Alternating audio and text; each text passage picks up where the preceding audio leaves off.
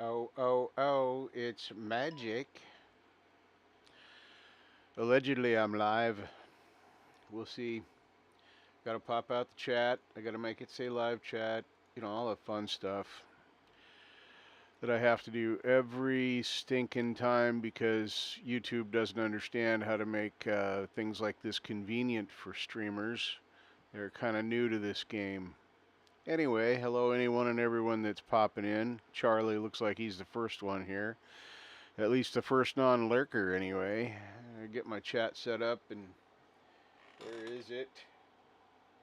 Here. And then I gotta go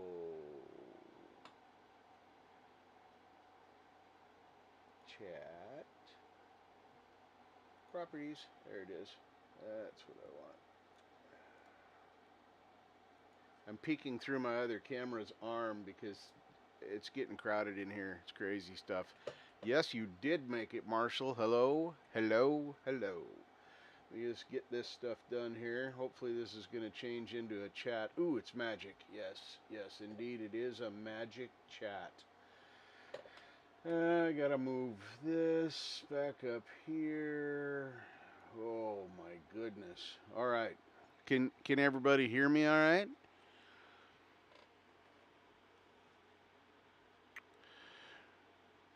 Well, I still am missing a screen. I do have gray hair. Get a great. Well, my mustache is completely gray, and then I've got my stripes right here that are gray. Then this is still reddish brown. It's not completely unbrowned yet. Good. I'm glad that's all working. So let me do this because I'm gonna go to my channel here, and I should. I should have. There it is, right there.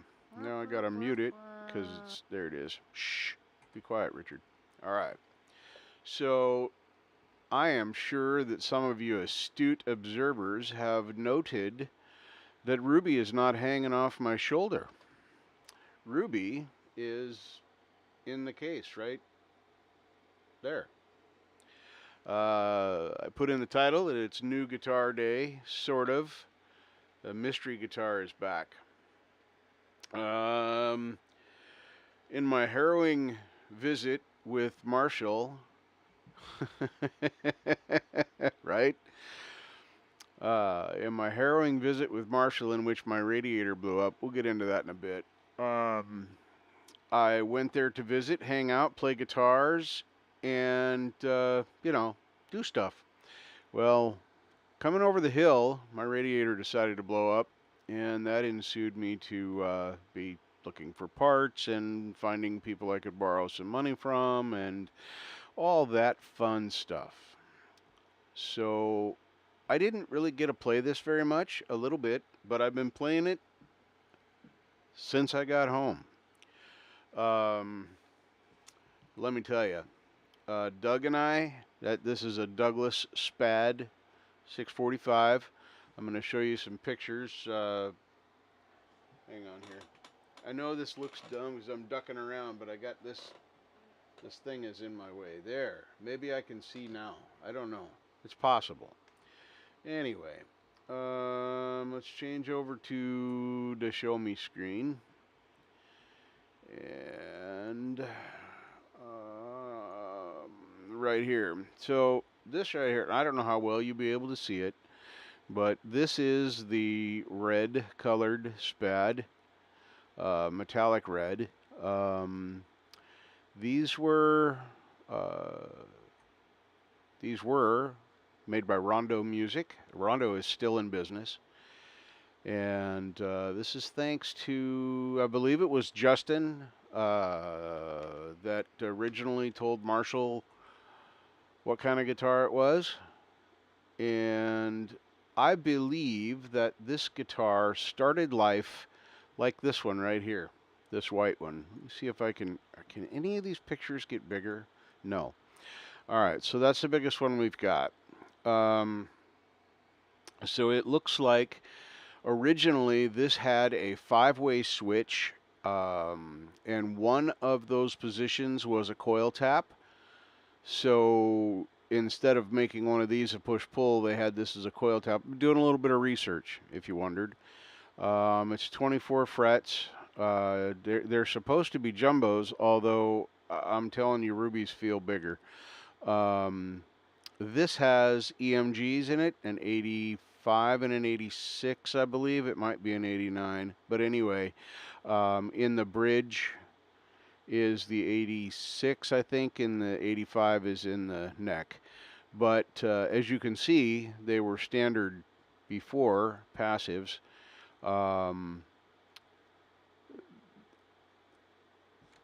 Nothing is smooth on the face of this guitar. When you run your hand over it, there's bumps where every one of these stripes are. I think had they done this as an EVH model, not only would I be able to find pictures of it, which I can't. I can find pictures of these, like this white one that I'm showing you here. There's also a black one they still have on there, but they all say they're out of stock. You can't really buy them anymore. Well, this one actually does not say it's out of stock. That's interesting. Well, apparently you could still have a white one. The red one and the black one are out of stock. And as you can see, this is a $100 guitar currently. Now, I got it for slightly less than that. It was free, but it was not working, as any of you that were around about a year ago will remember.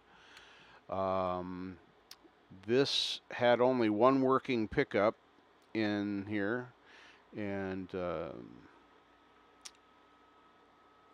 for a $100 guitar, I think it actually showed 165. Excuse me. For the original price. Right now, they're probably trying to get rid of them because I don't think Douglas's name is sticking around. These guitars are actually pretty cool. The frets on this one need some work, and if you look back there, you'll see that I have some tools. No, I'm not going to do it tonight. I was actually going to try and do it before the show tonight, but I could not find my $35 amateur professional, or professional amateur if you will, luthier kit, so I could not find my crowning tool. Two of the frets definitely need to be crowned. I'll demonstrate that here in a little bit too. Let me get back to the screen so you guys can see me, because we all know you want to look at me.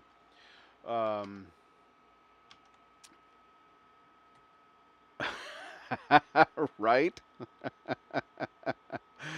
Exactly. So I have Marshall got this all set up for me while he had it. He got everything working again. The pickups, everything sounds amazing. Really, really and truly amazing. This is a fun guitar to play. See if we can make it have some volume.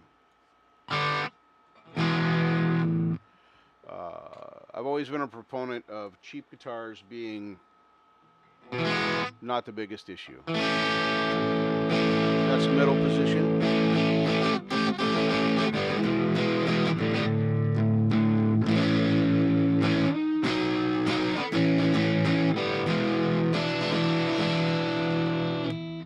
There's neck.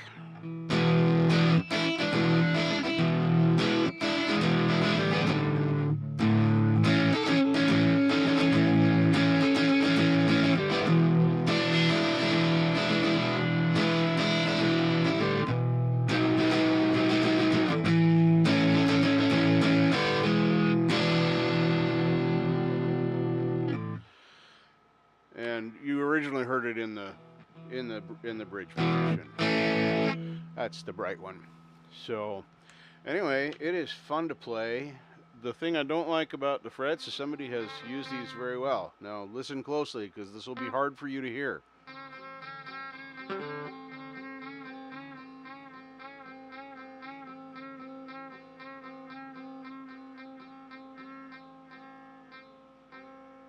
You see, I'm not striking the string. I'm not using this as a percussion instrument currently. Yeah, and then there's another one up here. It's not as bad. It's right there, just on the 12th fret.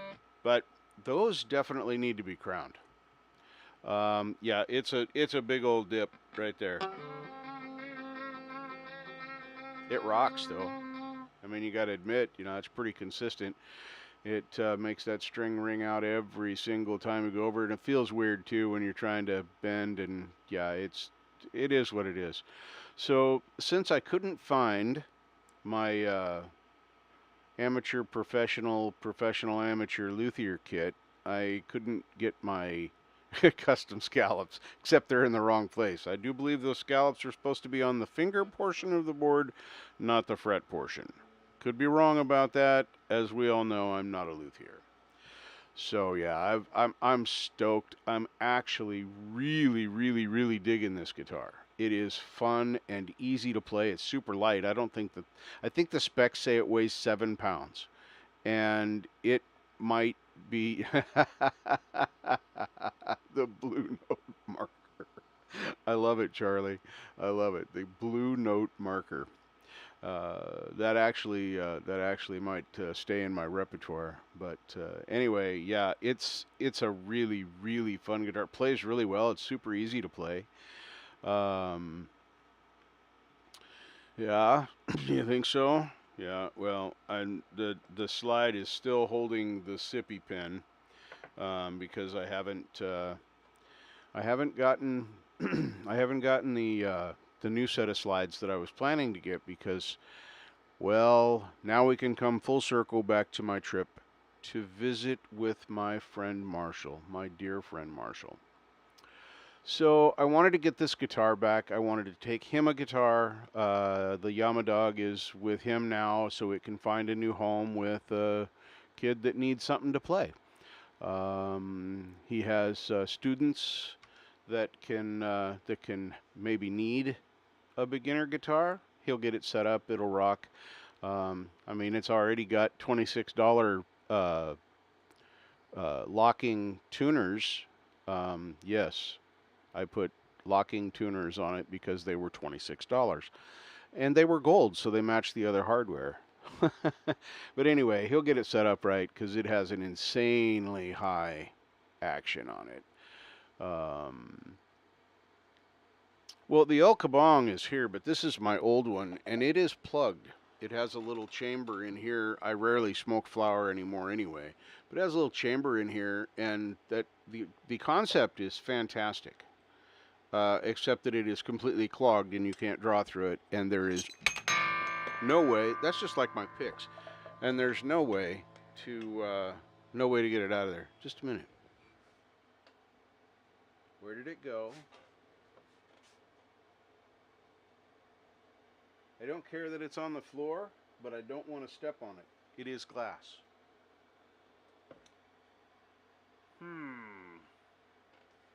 It's disappeared like my picks. Hold on. Uno momento, por favor. We're having non-technical difficulties right now. See, it's round, so it rolled. I guarantee it rolled some weird place. Where's the furthest part away from me in the hardest spot to reach? Because that's where it's going to be. Kind of like when you drop the wrench or the bolt in the car. Well, I'm just going to move the whole chair. We're going all in, folks. Yep, there it is. I would have rolled over that in the chair. Definitely. Woo! Trying to stand on one leg is dangerous. That's not what I was doing, but that's my excuse. So we'll put this back in there. Well, that was fun. That was a nice adventure. Hope you all enjoyed that entertainment. I'll get the guitar again in a minute. But no, there's no tacos down there. Nope. If there was a taco down there, I'd be eating it right now. So I left in my car, which since I have bought it has been pretty much flawless. I had a tune-up done, instead of broken spark plug, and it was getting great gas mileage, and everything was awesome. And then I was going over, hey, Carrie, good to see you. Thank you for stopping by tonight. Going over what we call the hill, which is it's a small, it's a small obstacle just before you come into La Grande that is about 5.5 miles at 6% up. So yeah, it's a workout for a car. Well, my car decided that the radiator, well, hey, Guitar Shocker, good to see you. Decided it was going to blow up the radiator. So some of you already know this because you heard little snippets and maybe saw stuff on Facebook of Marshall helping me work on the car and do some other stuff. So we determined that the radiator was broken. We tried to do a jerry rig repair and it didn't work. It failed. It blew out almost immediately. So then we decided that the best thing to do was for me to buy a new radiator. So $120. Well, actually, it was about $200 by the time you did coolant and hoses and other stuffs. Uh, Borrowed some money from a friend, and because I had $300 in cash. Oh, I forgot.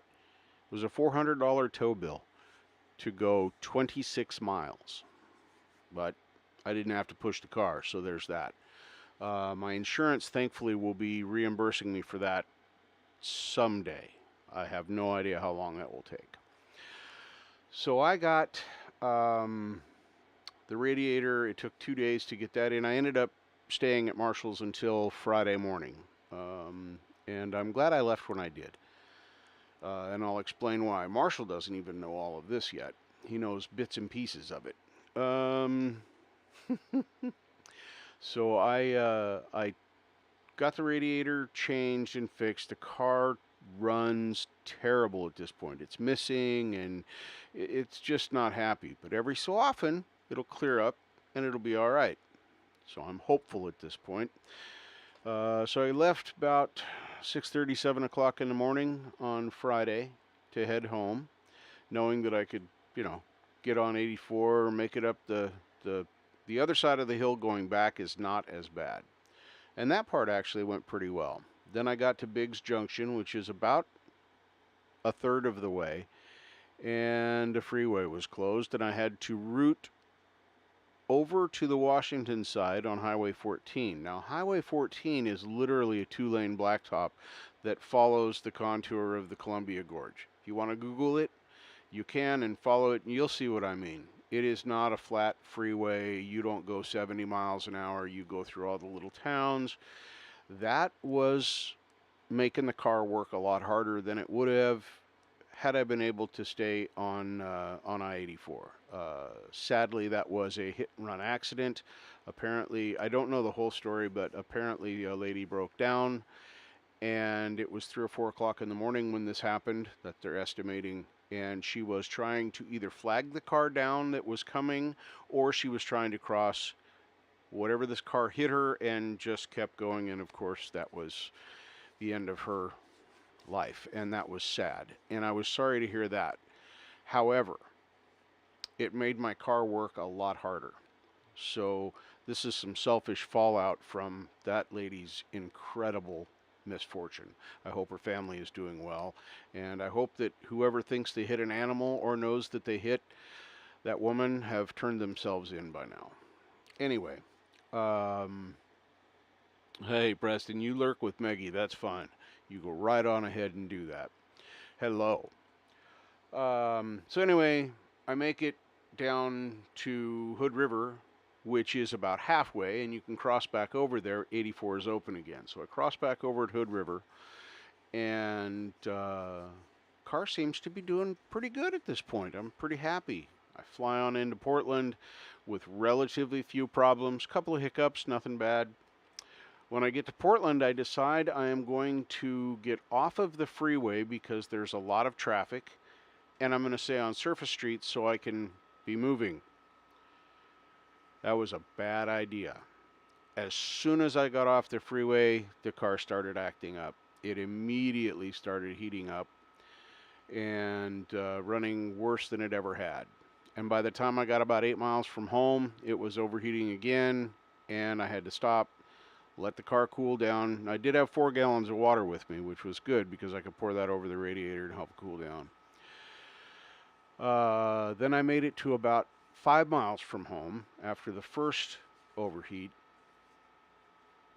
and then I sat there for an hour and waited for the car to cool much further down, and then I made it into town and got home 7.5 hours later.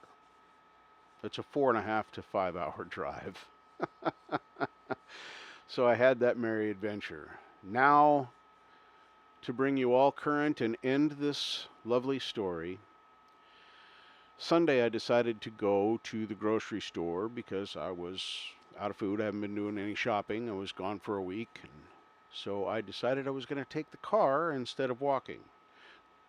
The store is a half-mile away, and I barely made it there and barely made it back home.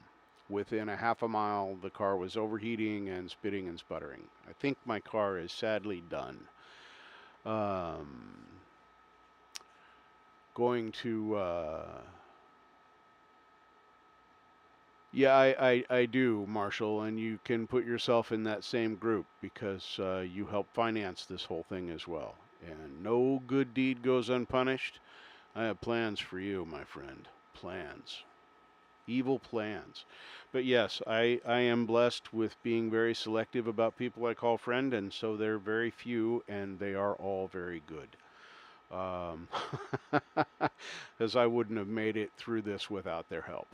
So I got to the store, and it wouldn't pull into the parking spot without jerking and chugging.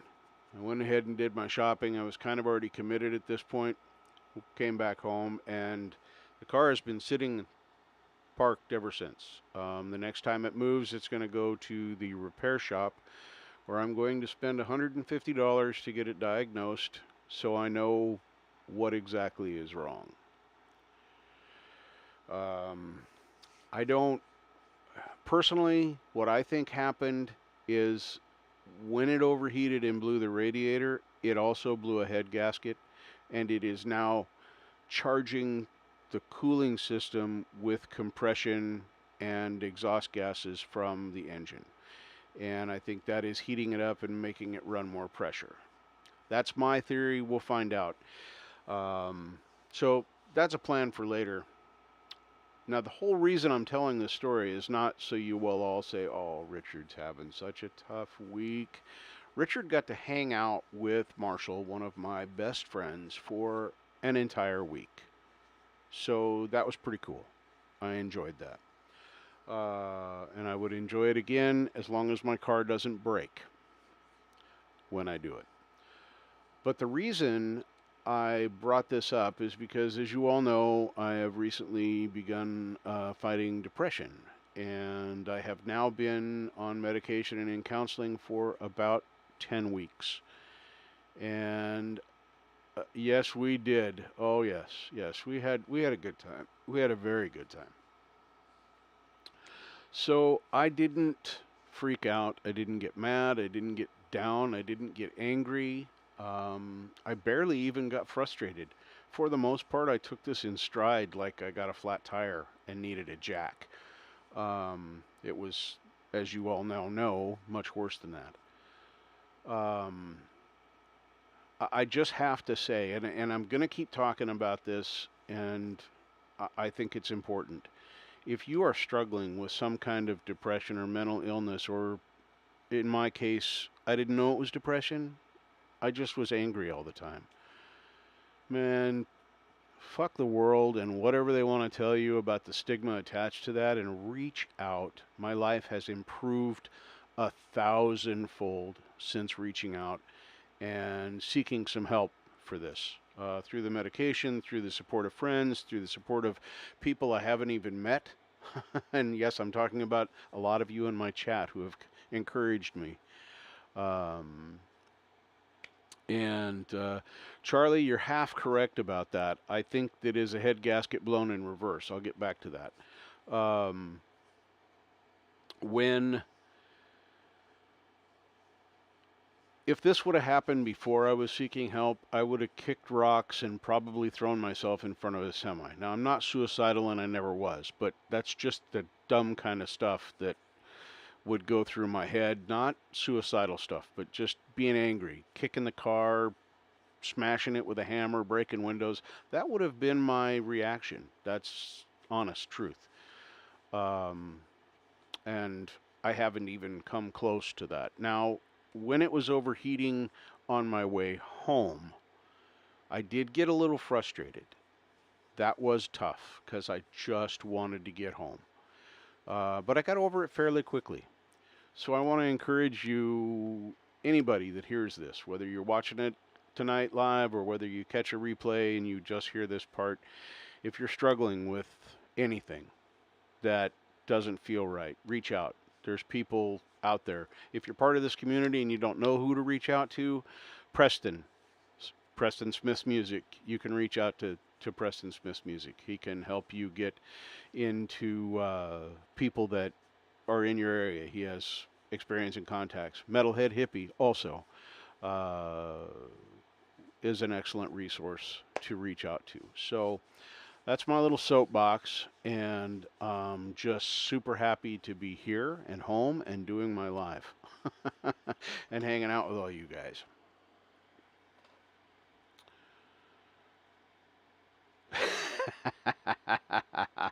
Yeah, yeah, I have.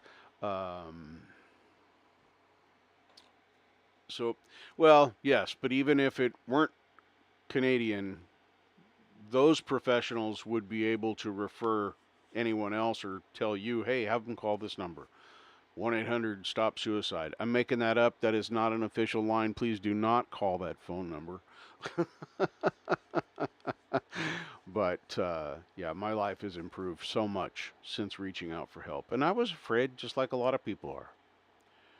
So I'm happy about that. I'm happy to be here with you guys. And I'm happy to be playing Doug. As you know, I name all my guitars. And since this is, hey, guess what I forgot to do, Marshall? Um,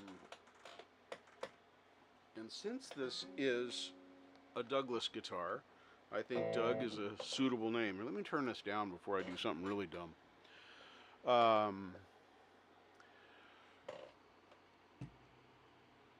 This guitar, we're going to get back to that because now I'm off my soapbox, my long sob story about my broken car and my wonderful life. This guitar, I don't care what it cost when it was new, I don't care what it's worth now, is a really, really fun guitar to play. And I don't know if it's because of the pickups or if it's because of how Marshall set it up or a combination of all of that. The write-up on here, let me get back over there. I think I've still got that one up. No, I have this up. Hang on, we'll get back there. So I think this was customized, and the reason I think it was customized was because of how this feels on the front. I know I'm jumping all over the place, but I'm excited to be here. The 5150 here on the face should get, there we go. Let me resize this.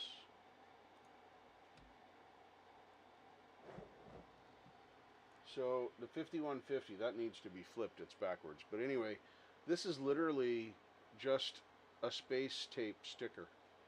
Nothing spectacular. I could peel it off. If I wanted to catch it with my finger, I could peel it right off. So I'm going to make this get smaller.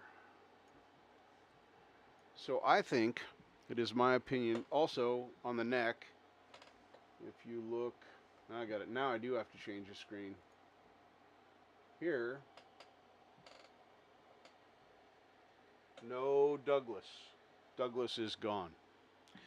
And you can clearly see on the other one here, Douglas is prominently placed right there. All the binding is the same. Now this has white binding and not black binding, but who knows? That could have been an option at the time. But there is the tribal 12th fret. You can see that, and it's right there in the picture. So it is 100% a Douglas guitar.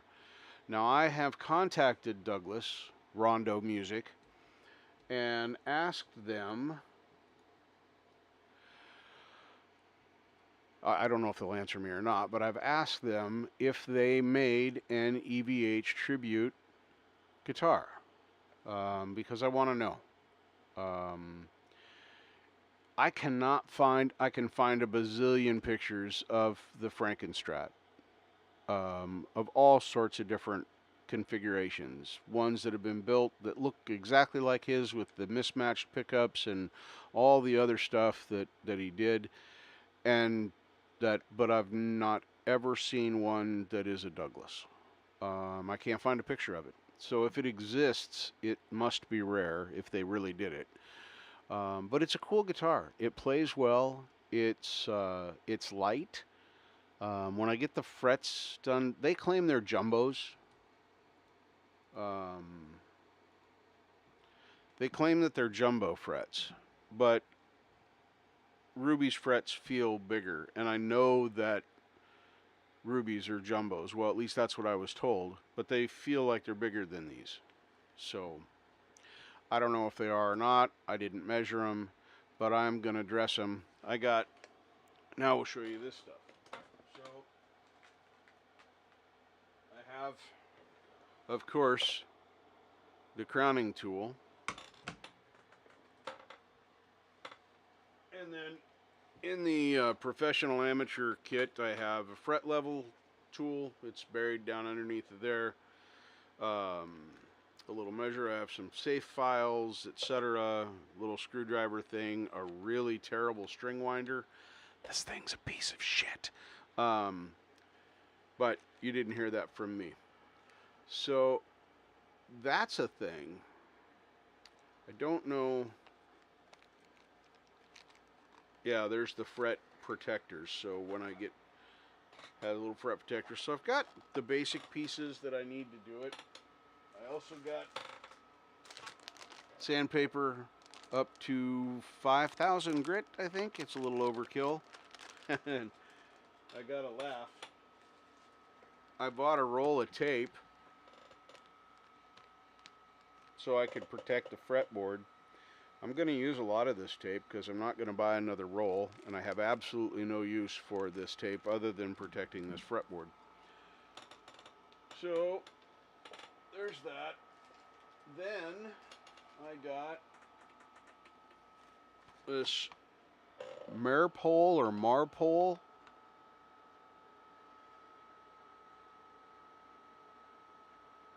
polishing compound. Supposed to be a final polish.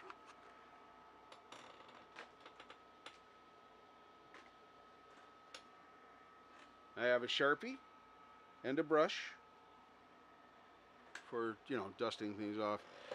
And then I bought 5 single-sided razor blades.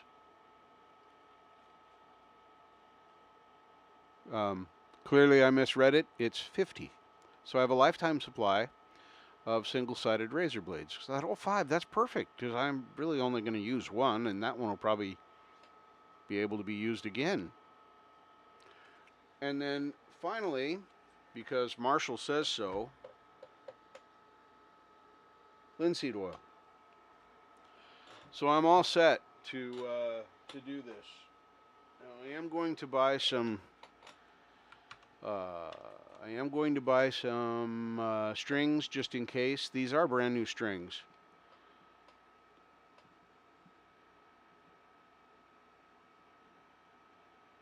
Well, I'm sure it is, but it's one of those. A 70 Kingwood Estate. I had a 1969 Plymouth Fury 3 9-passenger station wagon when I was 17. That was fun. So, Charlie, to answer to yours, I think what happened is that the head gasket blew in such a way that the combustion gases are getting out and into the cooling system, but not so the cooling system is getting in, because my oil is normal. It's time for an oil change, so it's black as spades, but it is still oil, no milkshake. So I don't think I'm going to polish these all the way up to 5,000 grit. It just it was on the Jungle Store. It was $7, and it has like 10 or so pieces of each. So I'll have a lifetime supply of fine sandpaper. So I'll update on the car in a couple of weeks. Party car, yes, it was a party car, Doc. Yes, indeed, it was. I did a lot of camping in that car because me and 2 or 3 other people could easily sleep in the back with all the seats folded down. There was tons of room in that thing. It got 6 gallons to the mile, but it was fun. So yeah, those are things I won't have to do. I'm looking forward to trying my hand at this, because if I do screw it up or do something really bad, I know a guy. Um, and well, right now I'll probably have to ship it to him in order to get him to work on it, but it'll be worth it. So there's the deal. That's where my life is at and what I'm doing, and I'm getting to know Doug. I'm gonna be playing Doug a lot. Um, it's fun to play. This Douglas Spad is really a cool guitar. Um, this reverse headstock, if I can get it up here in the shot, this takes some getting used to. I keep wanting to start tuning on the low E here. Preston wants to hear it. I knew what you meant, Preston. So right now, I don't have a very good amp tech right now, and I'm gonna need one of those. Right now we are on the clean amp with just a little bit of compression, and the saturation knob is on. I don't have any other pedals on.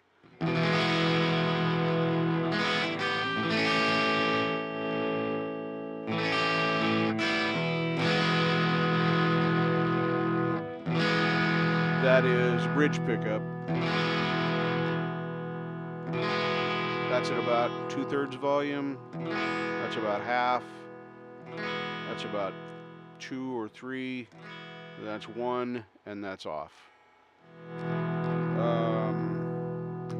This is bridge and neck.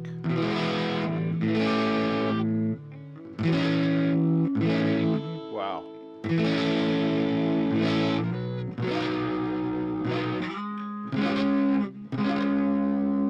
Apparently I can't play anymore. And then this is neck. Both. Neck.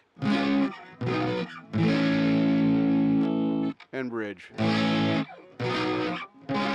Clearly the bridge is the brightest position. So, yeah, somebody put EMGs in this. They wired them wrong, or the wiring got screwed up somewhere along the way, and they put a 3-way switch in it. I believe, like I said at the beginning, I believe this had a 5-way switch, because according to everything, every SPAD on Rondo's website that is on there, there's a black one, the red metallic one, and a white one. Every one of them says the same thing, that it has a 5-position switch with coil tap. So, and then volume and tone. Volume and tone is volume and tone. So at some point somebody put the EMGs. I dig these EMGs.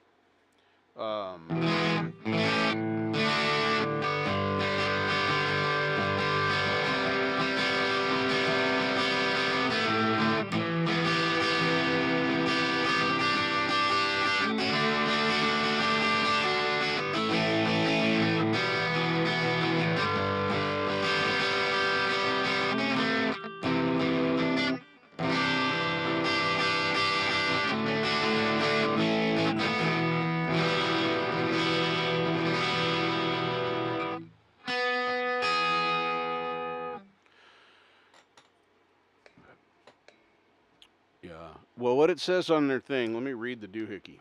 hang on, let me go back over here. This is what it says. Powerful ceramic pickups. Clearly it doesn't have ceramics anymore. Reverse headstock, 24 jumbo fret, maple set neck. We weren't sure if this was a through or a set neck. It is a set neck.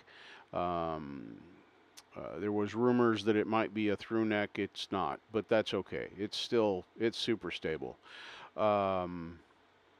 Excuse me, it has a dual cutaway solid basswood body and is contoured for comfortable play. Offset string through body bridge for improved sustain and intonation. Whether or not that's true, I have no idea. Bound rosewood fretboard and adjustable truss rod with custom inlay on the 12th fret. That's my tribal, baby, yeah. So, and here's where it says 5-way pickup selector switch with coil tapping and 1 volume and 1 tone to help tailor your individual sounds. Width of neck at the nut is 1 5/8 inches, and at the 24th fret it is 2 3/16. The neck profile is 20.5 millimeters at the 1st fret, 22.5 millimeters at the 12th fret. Overall length, including the strap button, is 39.5. Scale length is 25.5. Width at the widest point is 12 inches. The body thickness is 1 5/8 inches. It has a bit of a contoured top. That's probably hard to see, but it does have a contoured top. So at the edge here, it's 1 5/8 inches, and actual weight is 7 pounds. I don't know if any of that's true. So that's what it says about the Douglas Spad. And in this case, I'm reading the one on the white, but the red and the black both say the same thing. There was a green of this as well, but they do not show the green one on their website. They only show the black, which says out of stock, the red, metallic red, which shows out of stock, and this white. So, and like I said, it's a good guitar. It's stable. I have checked the tuning before I started, and I've been playing it all day, every day for the last 3.5 days. Sounds fantastic. It just works. So,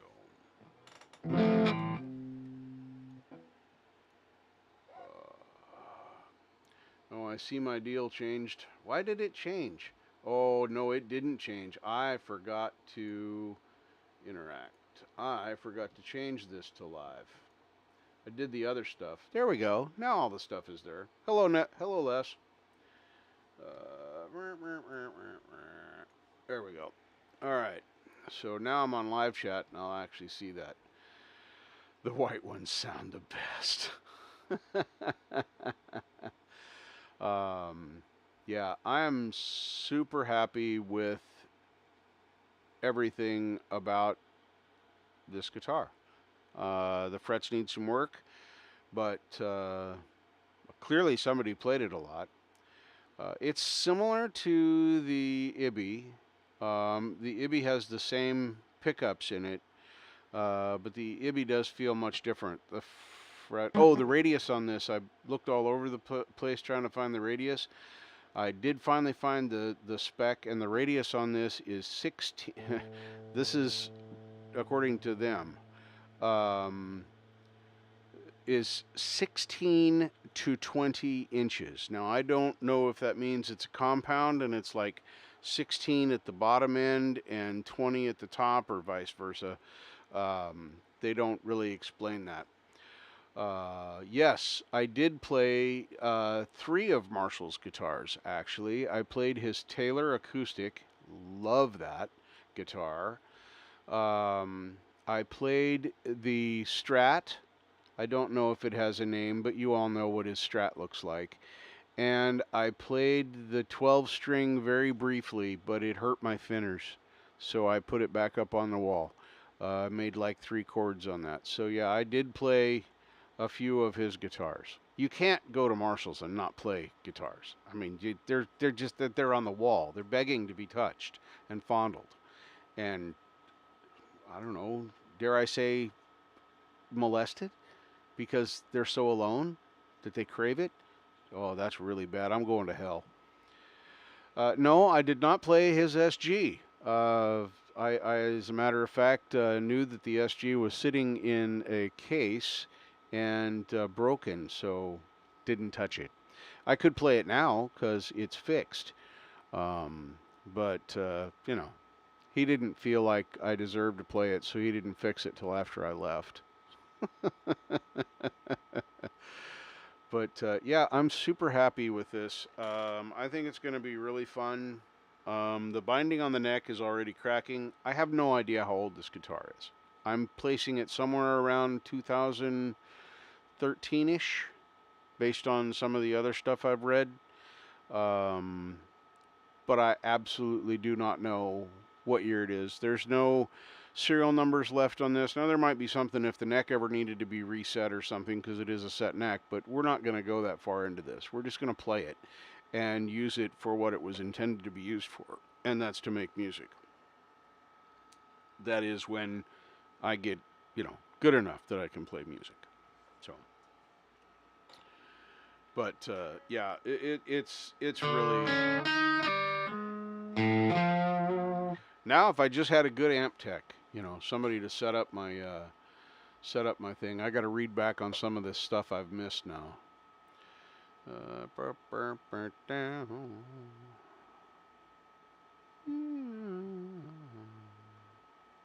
Wow, I'm not even hardly behind. That's great. Yeah, and Preston's gonna make me get good. So currently working on. Nope. So, and I can do that in more places. And I know there's an E here, and there's an E here, and there's an E here, and an E here. So I'm getting there. Whoops, that was the wrong one. The E is here. What I just played there was F sharp. Anyway, so we're done with that now. So yeah, I took my first lesson from Preston this last Monday. And it should have been the Monday that I was ordering my radiator, but I was busy. So we postponed it. So he says he's going to be gentle and go slow, but challenge me. So I'm not sure what that means yet, but we're going to find out. And I will report. I will critique. Yeah, it was fun, Preston. It was a lot of fun. I will critique his lessons, but right now I'm just working on that E minor scale. Is that the fuck words? Diatonic? Is that the right word? Scale? These words, mixolydians and diatonicals, and yeah, that word right there, diatonic. So there's xylophone mode and all kinds of stuff. You wouldn't think there was this many ways to play a guitar, but we're not learning modes.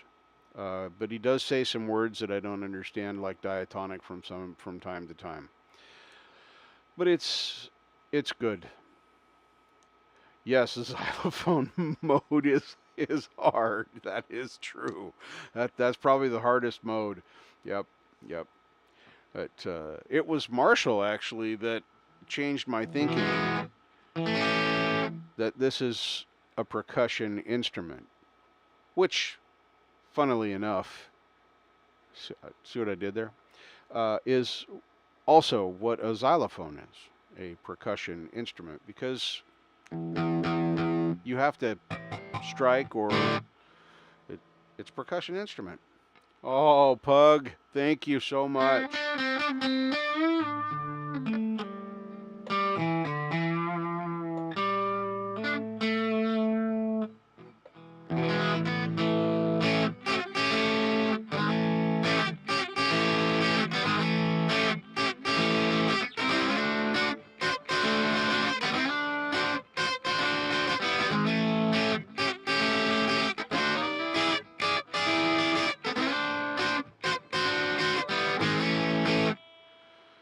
Yeah, it's a great guitar. It's fun to play. It's gonna be better when I get this taken care of. Maybe if I do that long enough, if I just keep digging into it, it'll just smooth itself out. That will not work. Don't try it. Yeah, this thing, it does chug. Once I learn how to chug better. So I was playing around with this the other day, on one of the days. Here, let me turn it down because it's about to get hot up in here. And this, you'll understand why I need an amp tech to help me. So, got that. There's that. Yeah. It's a little touchy.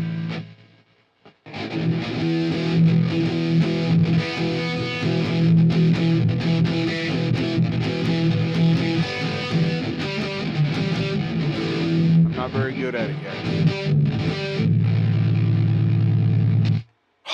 Anyway, so I was messing around and I found that, and I know it still sounds poopy. I got a long ways to go, but yeah, it it does it does do its diligence in the chugging department. I just have to learn how to do it better.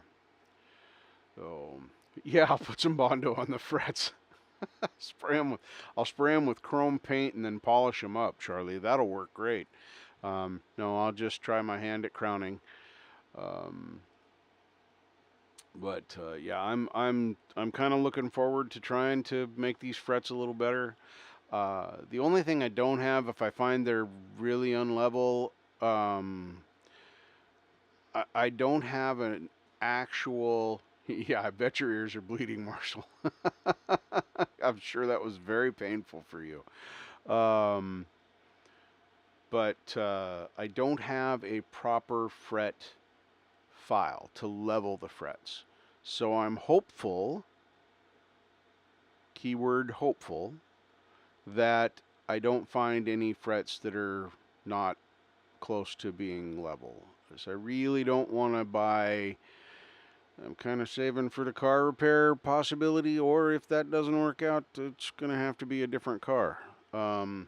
So trying to save for that. And a good file is probably $30, and that's barely good.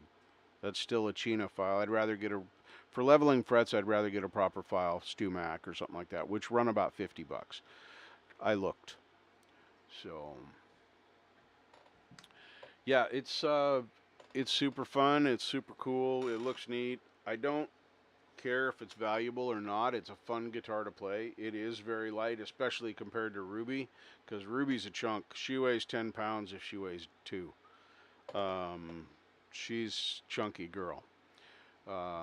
This is super light. Even my Gibsophone Les Paul is probably 8, maybe even 9 pounds. It's pretty heavy too.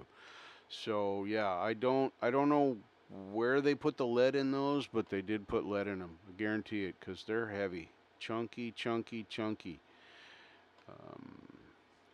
Well, I like chunky gals. That's why Ruby's my favorite. Yep. Well, I got this, and as Preston knows, I'm going to be putting a doohickey.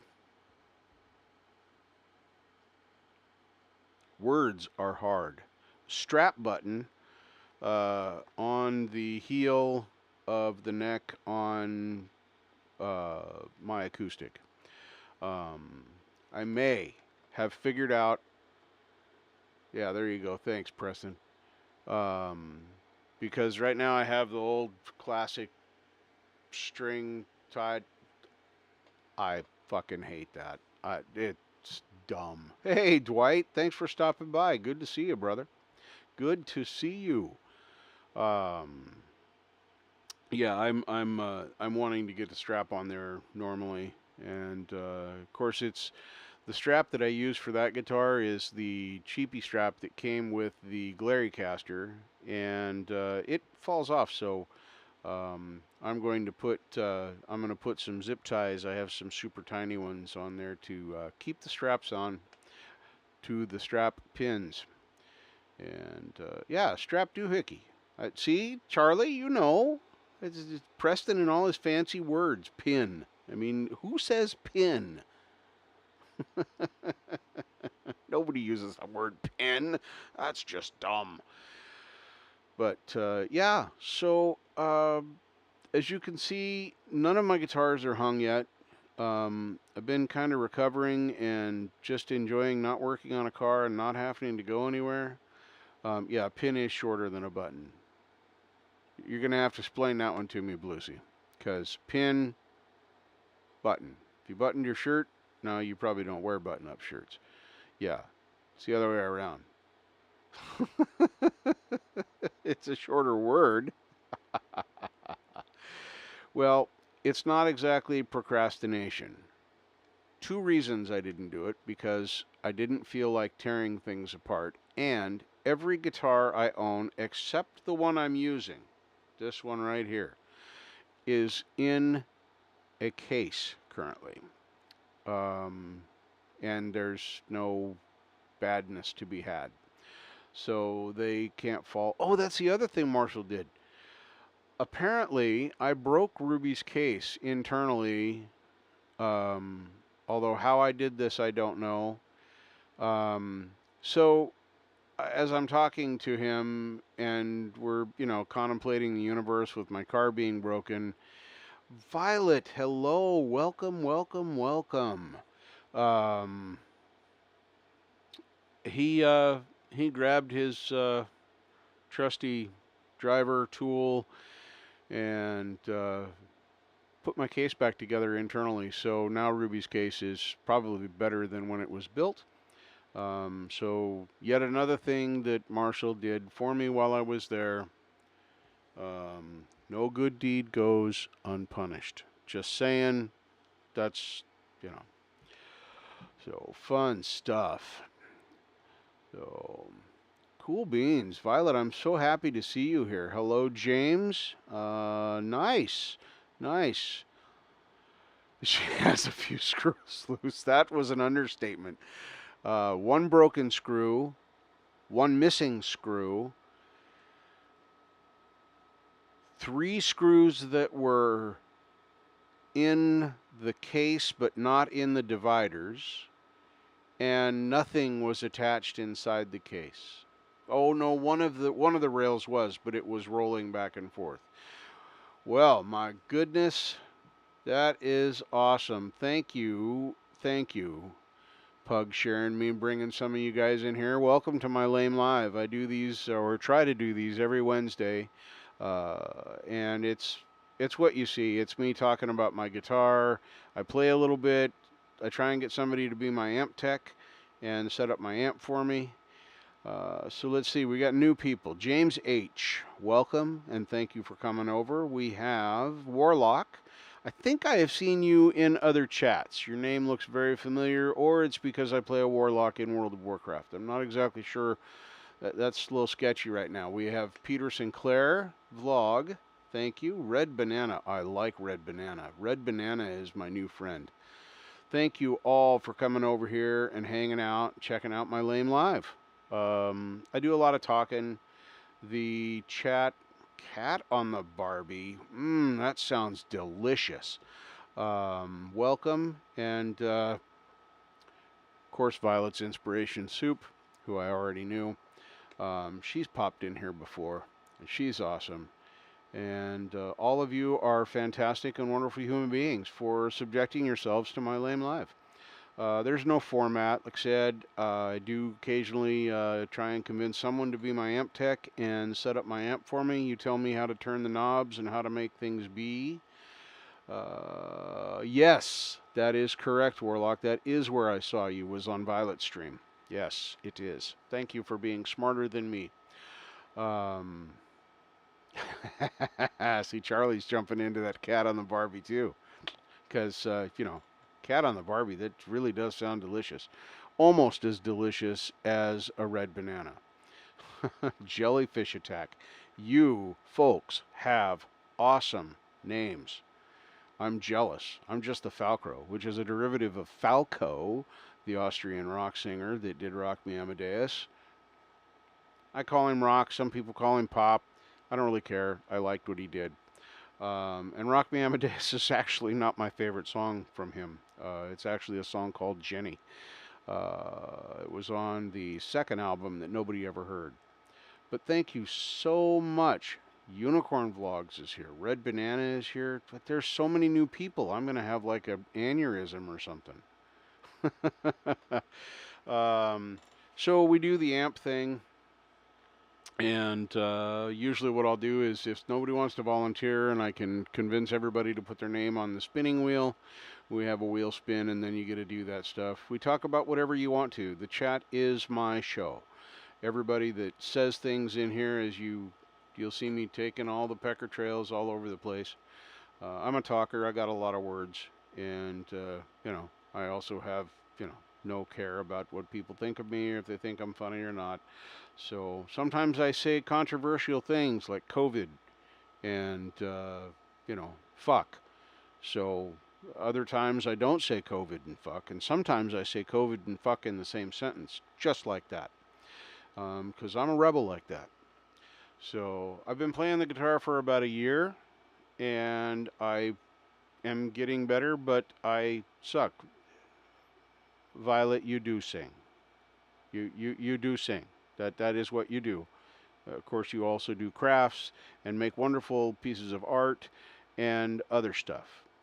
But yeah, thank you very much, Pug, for bringing all your friends over. And if you guys don't like it, it's not your thing. That's okay. Thank you for just coming by and saying hi. Like I said, I try and do this Pacific time every Wednesday, starting at 8 o'clock. And I go until around 11 or 12.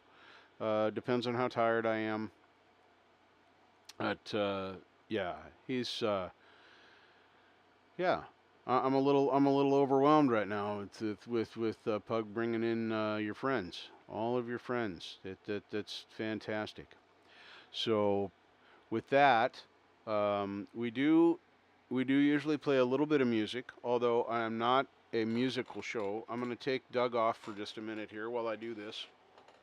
And Marshall, look what I did. Huh? Yeah, see, I turned it down this time. That's one in a row. I am on a roll. I always care to hear and see the SG, but I don't know how to make you be in my live. That's like, I'd have to learn new things. I've never had a guest.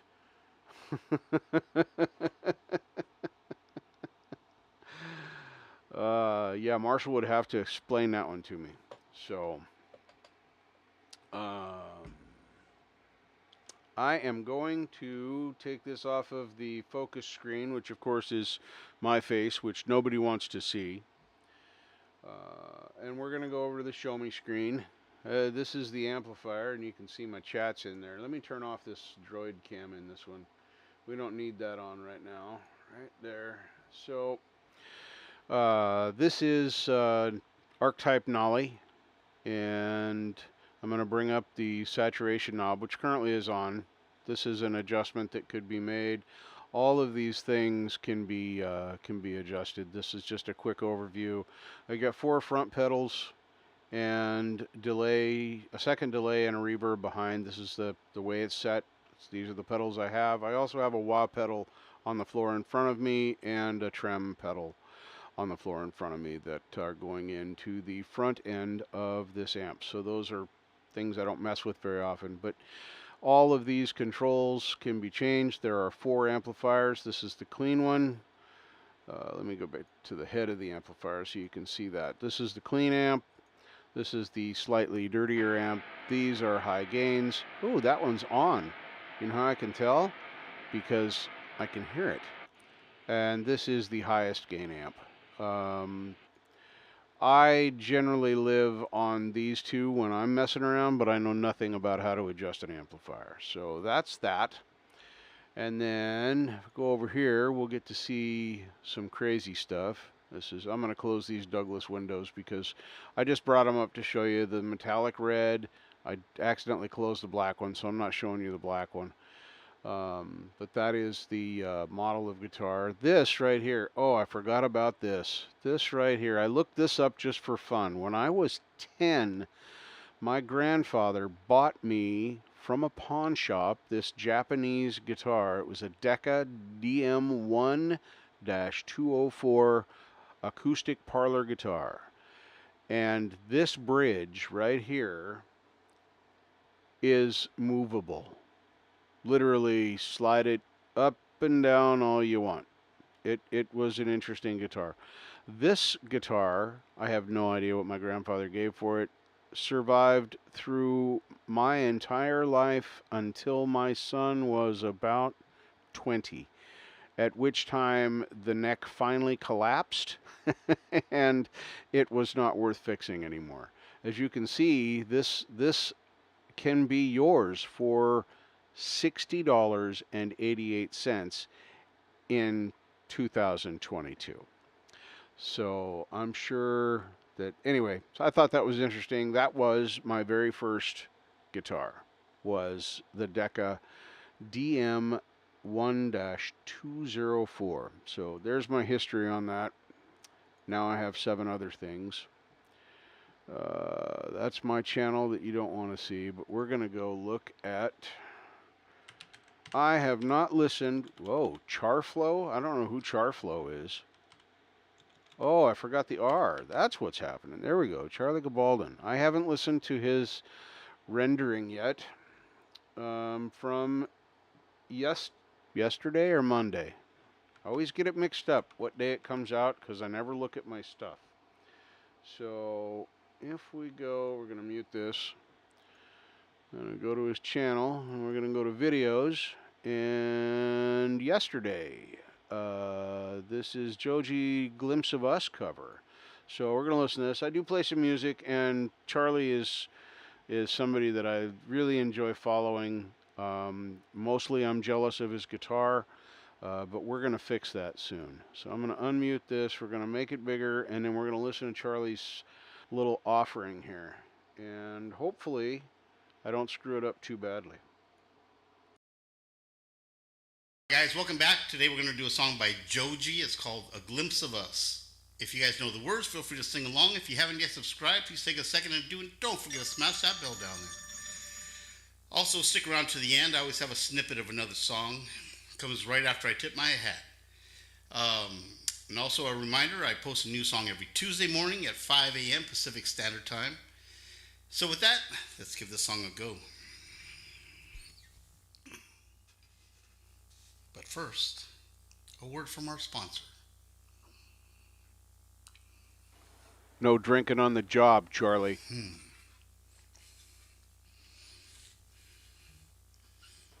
Only me.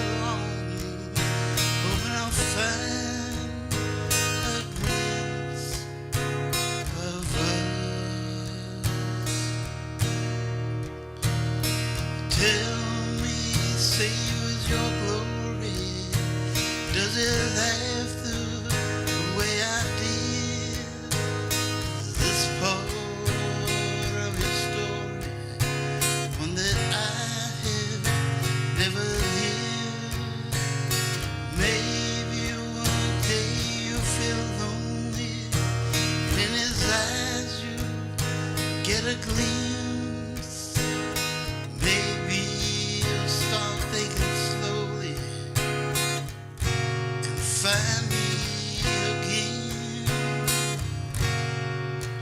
when you're out of sight in my mind.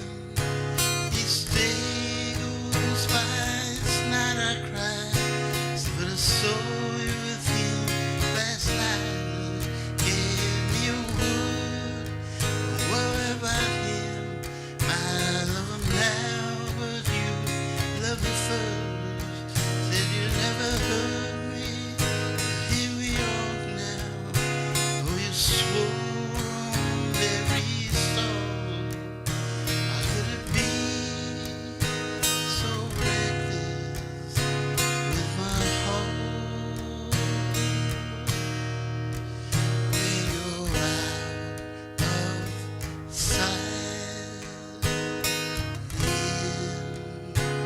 my mind. 'Cause sometimes I look in your eyes, that's where I find a glimpse of us. And I try to fall for a touch, but I keep thinking the way it was. Said I'll be fine, said I'll move on. I'm only here passing time in her arms, hoping I'll find a glimpse of us.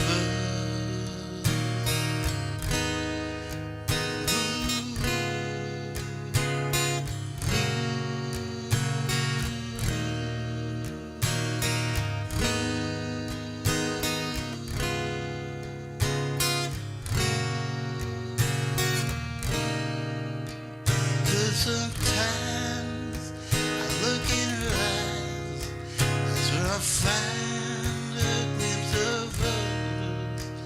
And I try to fall for a touch, but I keep thinking the way it was. Said I'll be fine, said I'll move on. I'm only here passing time in her arms, hoping I'll find a glimpse of us.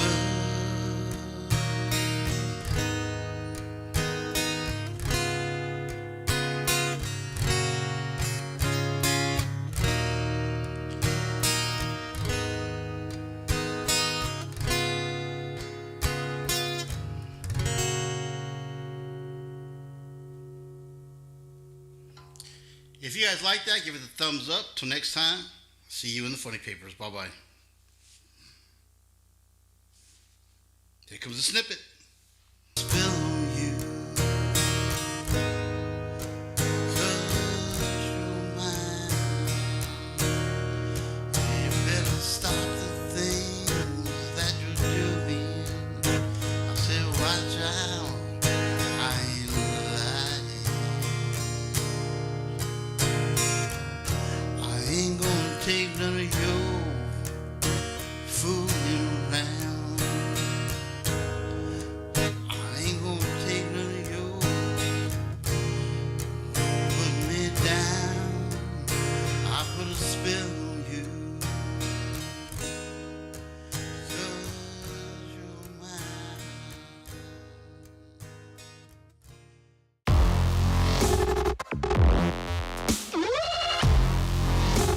Yeah. So crazy. Love that ending, Charlie. That's great. So if anybody wants to, any one of my mods there wants to, as I'm going to do it right now because I'm here. But next time I throw up a video, because there are a couple others I want to play, you throw those up in my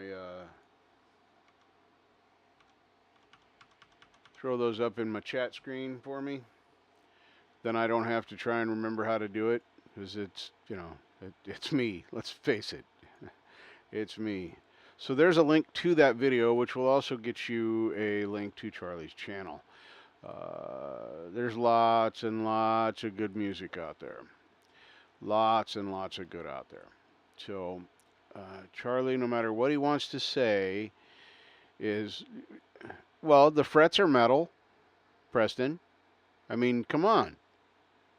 Sure, the guitar isn't metal, but the frets are. The hardware is. The bridge might be, or at least the tailpiece. Something. Who knows? Very judgmental. But anyway, Charlie's got some great music on his channel. Go there and check it out. And sub him up. I'm going to have to go back through all this chat because I'm going to have to go check out Unicorn Vlogs and Ring Nation clips. And there's a bunch of you guys out there that Warlock, because you all came here. So I got to go see what y'all are up to. And I'm not even from the South, and I'm saying y'all. So that's how shook up you got me. So, my goodness. Charlie, that was fantastic. As I was getting ready to be a smartass and say, yeah, that was fucking-tastic. Absolutely, yeah, no need to cover anybody's ears. I'm sure that we were all listening very, very much. I wish I could play chords as clean as you do on the. I can do okay on the electric. I can play most of my chords, especially the cowboy ones, pretty cleanly. But on the acoustic, it's it's hard. Everything's harder on the acoustic, and since I play electric most of the time, um, well, there's that. But I am going to put myself in the market here in a few months for a new acoustic. I'm going to upgrade because I want one. I want a good one. And there's a couple of guilds in the running. There's a Fender in the running.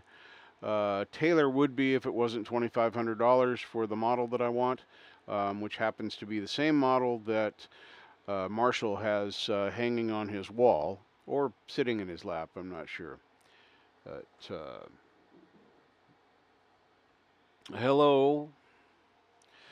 That is now Violet's Art Soup, the artsy fartsy channel that I also love. So you should do that. Hang on. How come? Hold, I gotta fix something. I'm sorry. There, Doc. Oh, it's too late. I already threw the wrench. So post up your links, Violet. Throw it up there in the chat for anybody that might not know that you do the art thing. People have heard you sing, and a lot of this in the community know that side of you. But it wasn't until I popped into your live last week that I knew that you had the other one. So, and there may be more now I'm seeing you say. I feel like we don't know each other. We were friends.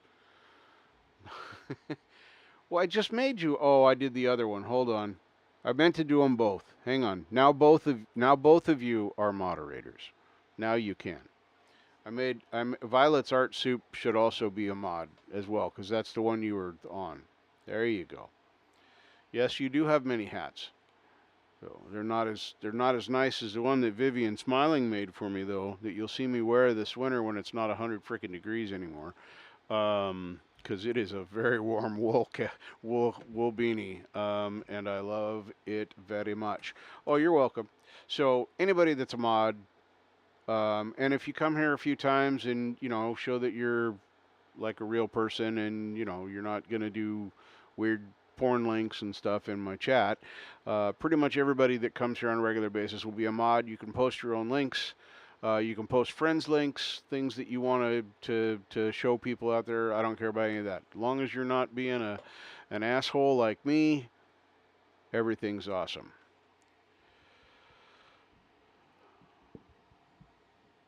It's hard playing standing in front of it. He does have a point, Marshall. But yes. Thank you, Pug. Thank you, Violet. Fantastically wonderful. This dude went somewhere else because look at that. Go check that out. I don't even know what that is, but it's up there. So my friend Marshall put it up, so you should go look at it. I'm actually going to go there, so if you don't have to leave my stream, you can hang out here. I just have to go over to the other live, and where I'm on my own live channel, which I had somewhere. What did I do? I had it once upon a time. Oh, now I've gone and ruined everything. My channel. I don't know why I get notifications for everybody else, but not for me. Because my notifications oddly have been working. Here, let me do this. Let's put that up there and turn that off. There. Now,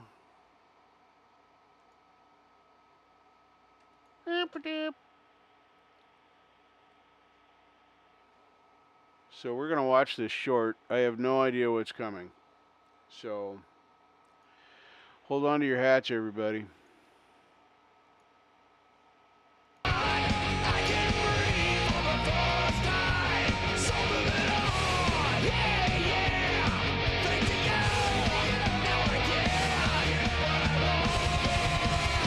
I know this guy.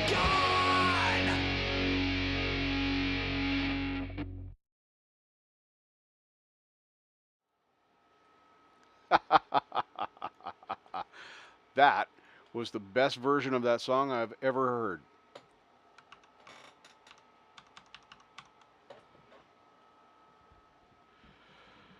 Thanks, everybody. Take care, Pug. Have a good one. Appreciate you bringing all your friends coming over here.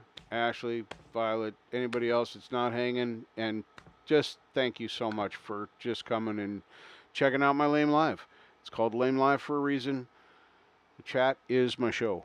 What you say, what you want to talk about, what you want to see, that's what we're going to do.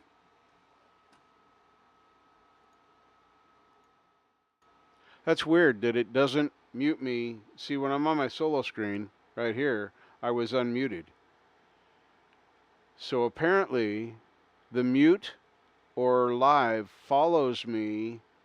So if I don't have them both unmuted in OBS, if I'm on the wrong screen, I will still be muted. Interesting. Well, thank you. I've learned something new today. I'll make that mistake again.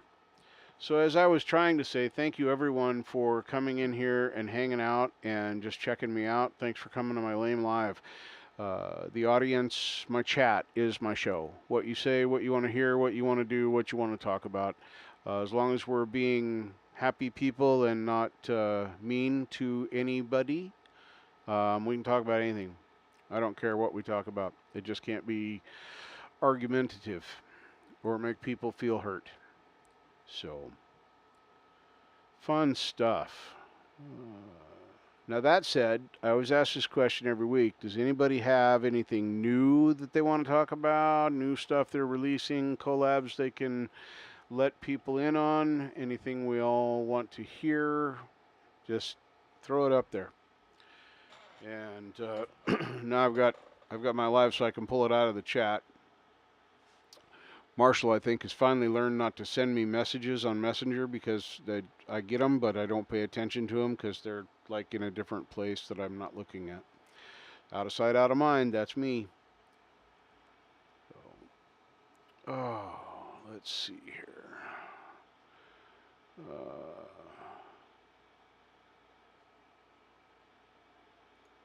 I am reading back on the chat to see what I may or may not have missed. So when I stop talking, it's because I'm reading, because I can't do things at the same time. So,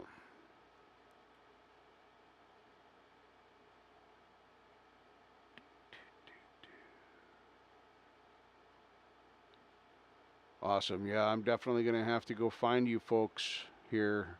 I'll have to go back through my own chat tonight and go check out some channels. Because I watch everything on the YouTubes. Hello, Hugh. Welcome, welcome, welcome. Glad to see you. Always a pleasure to have you here. Oh, yeah. Dun, dun, dun, dun, dun.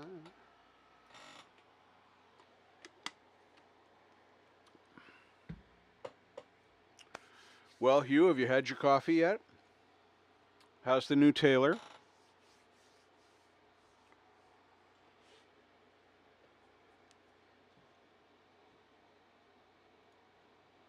How can I be muted? How is that even possible?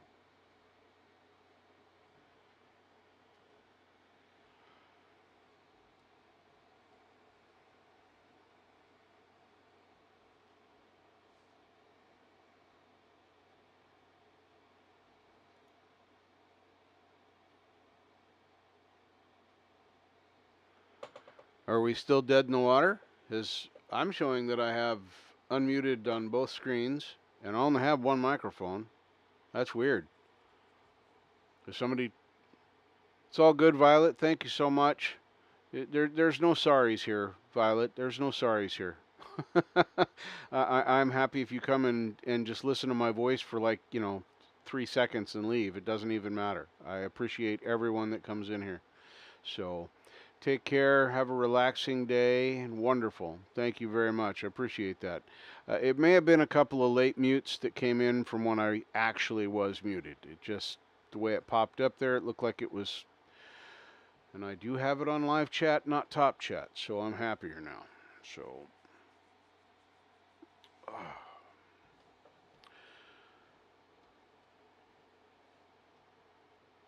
Do, do, do, do, do, do, do.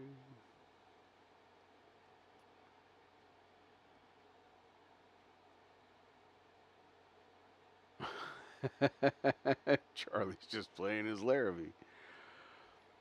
All right. Yeah, Marshall, we're going to have to get together and figure that out, how I would be able to bring you in, because I don't use StreamYard to do my broadcast. I just use OBS and YouTube.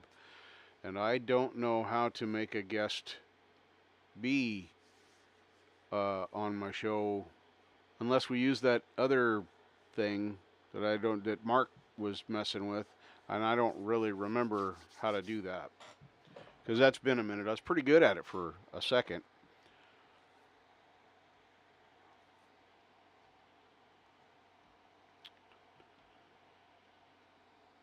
Let me see. Your show is just fine. Thank you. Appreciate that. There's that. And then, oh, I could get rid of this screen because we're not doing that anymore. Charlie, you're over 800 subs. I didn't notice that. Congratulations, 807 subs. Awesome sauce. Well, that's cool.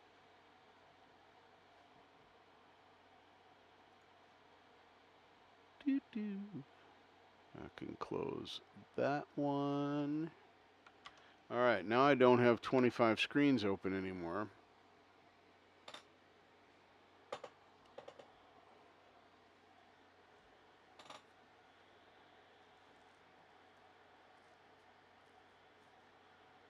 Yeah, I just don't want to learn it on the fly right now. That's what I'm saying. I know it can be done, but I don't know how to do it, and I don't want to learn right now. So.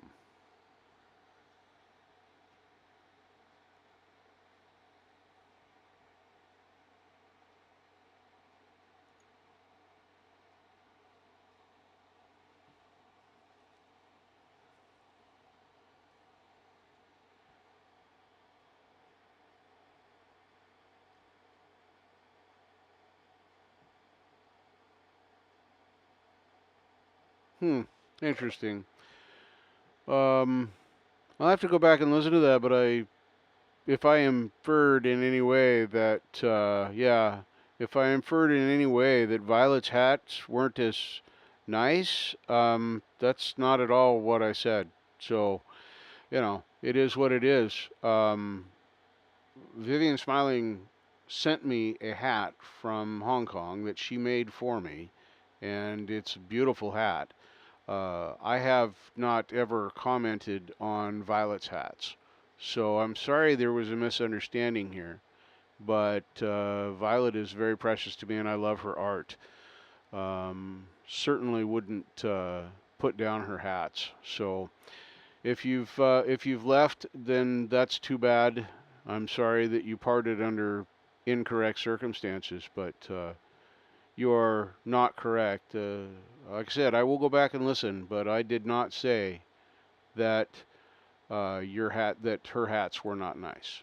I said that the hat that was made specifically for me by Vivian Smiling was a favorite hat that I would be wearing this winter. So, anyway, exactly. Is that how that works? So I can hook my amp up the same way, Doc?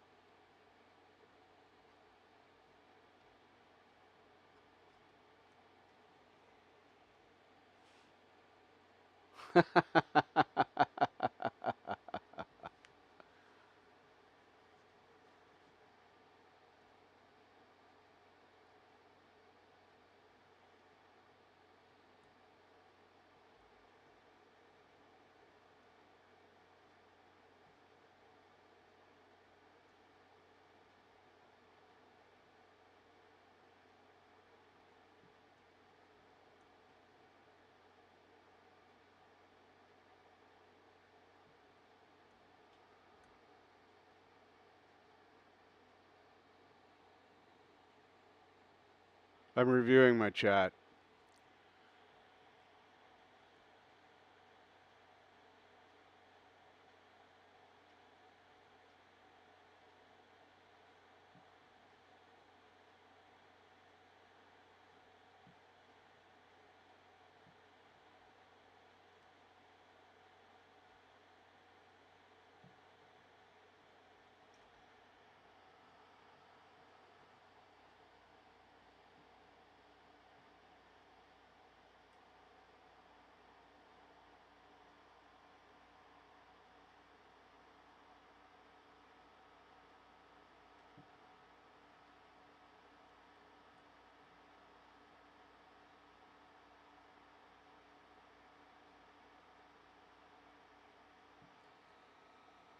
Cool. Let's go check out this for Marshall. Thank you, Doc. I don't know what I said that made her think that I don't like her hats. Um, I don't. I don't think she understood what I was saying. Um, I was only talking about the hat that was given to me as a gift, not anybody else's. So, I'm not exactly sure. I was trying to go back see if there was some context, but yeah, I don't know that. So I wasn't even trying to be funny. I was just talking about the wonderful hat that Vivian Smiling sent me. Had nothing to do with Violet's hats. So not exactly sure what happened there. So anyway, moving on. We'll go over to this. We'll go over to this and check this out. Little thing that was done by Marshall today. Doo, doo, doo. Over here. All right, and then right here.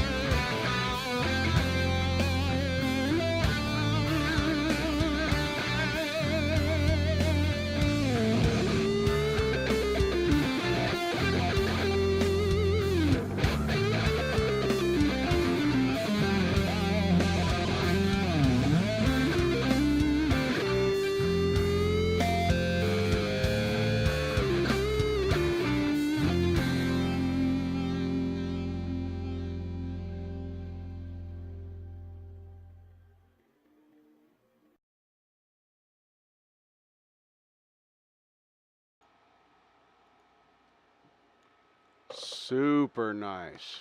That was very smooth, Marshall. Nice. Nice. I love that camera work going over the top of the SG like that. It was awesome, showing all of the love and the wear on it. That was fantastic. Fantastic. You polished her up. What did you do? I know the neck's not broken now, or the headstock's not broken. But did you fix all those lacquer checks? It looked awesome. Love that video. It's fantastic.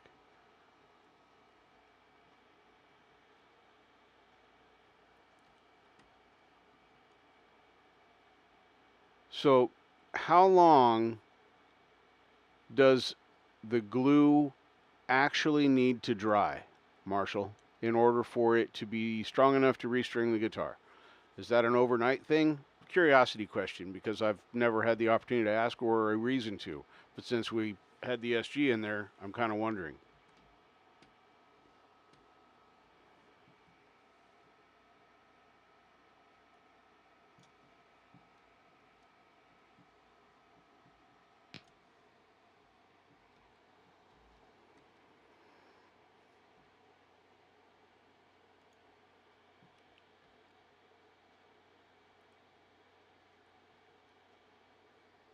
Let's see here.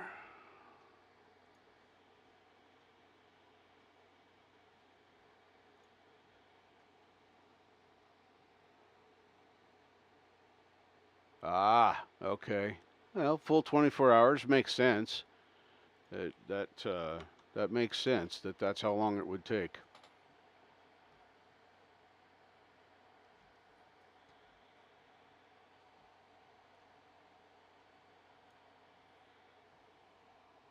Let's.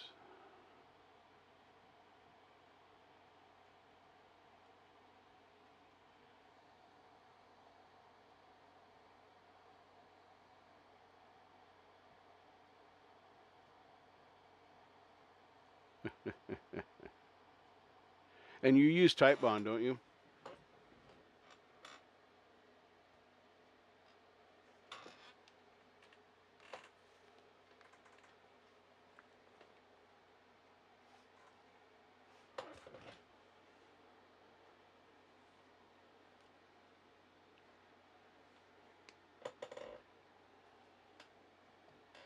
Thought so. Cool. I know there's some luthiers out there that use hide glue, hot hide glue, or something like that.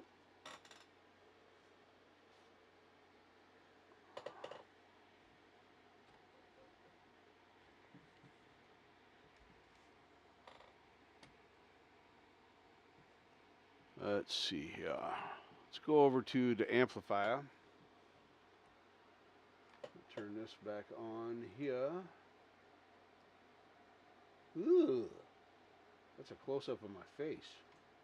That's scary.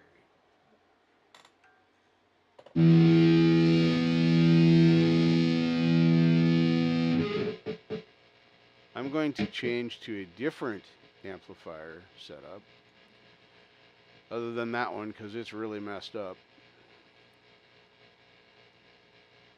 Let's see here. Where is it at? It's going to find, I know it's here. There it is.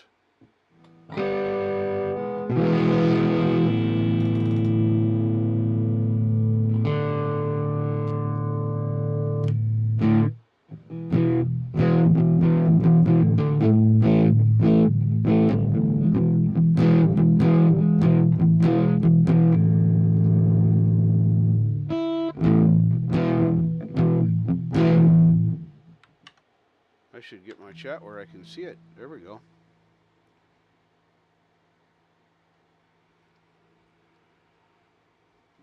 Let's see here. This over here. There we go. Now I can bring this over here. I have a frog in my throat or something.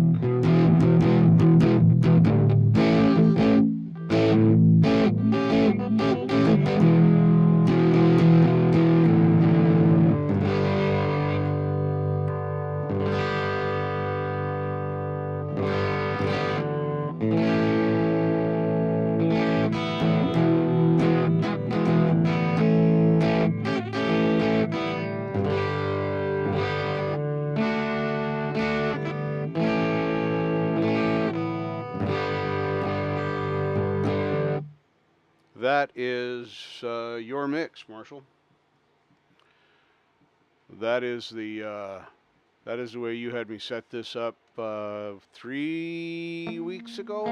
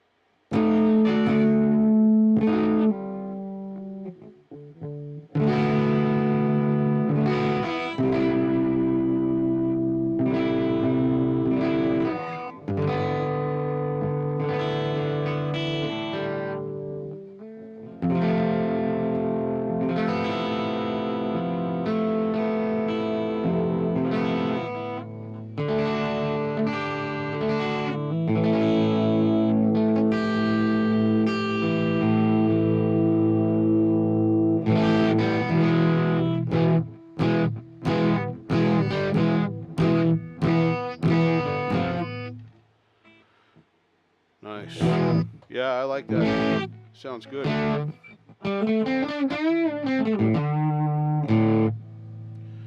right. So now that we got all that going, I'm going to play with, go back over here.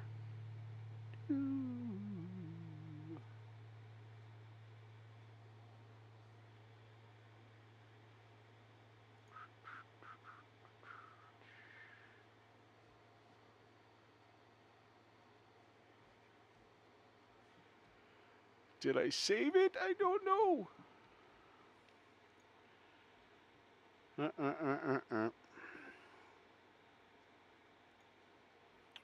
Let's see if I saved it.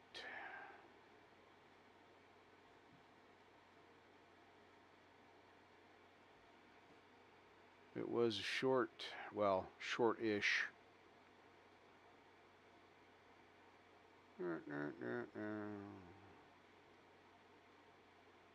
Nope, I did not save it. Let's see if I can find it again.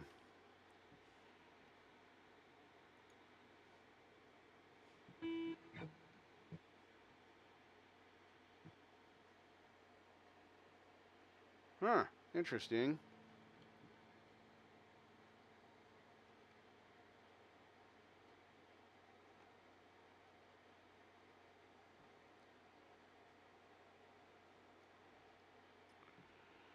Well, it was at the top of the list when I searched it the other day, and now it's not at the top of the list anymore, which makes me sad.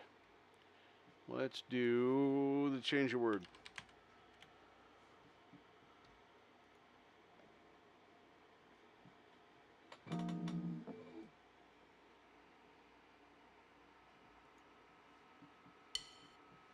All right, so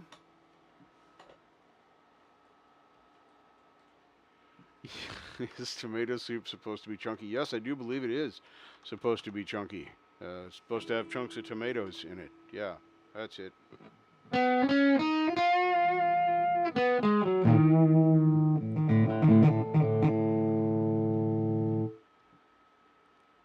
This isn't the short one that I found earlier that I was going to play tonight, but I closed that window, so we can't listen to that now.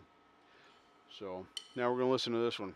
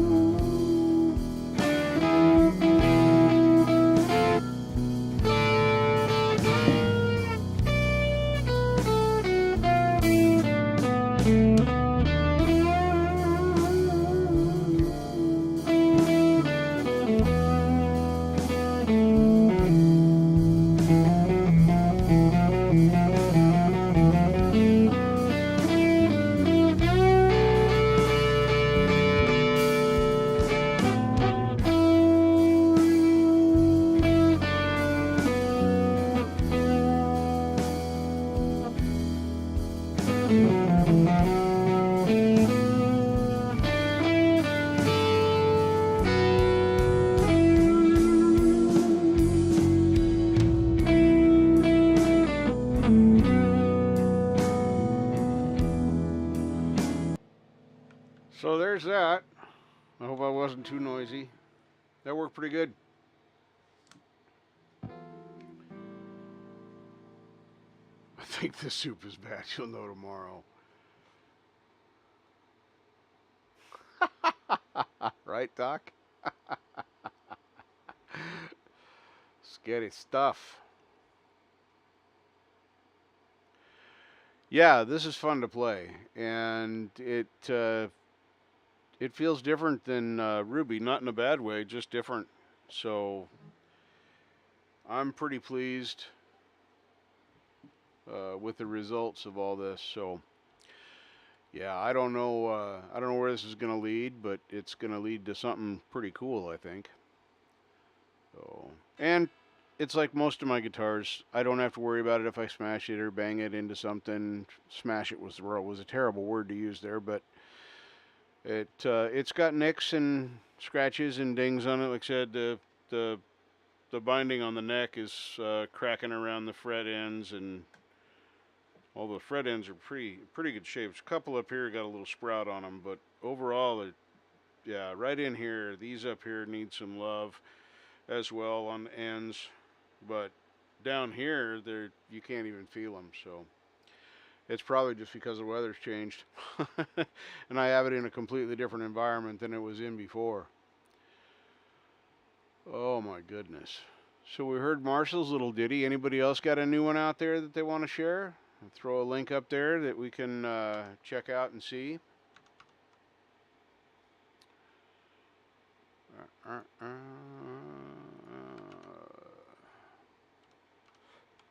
Lost my chat again. There it is.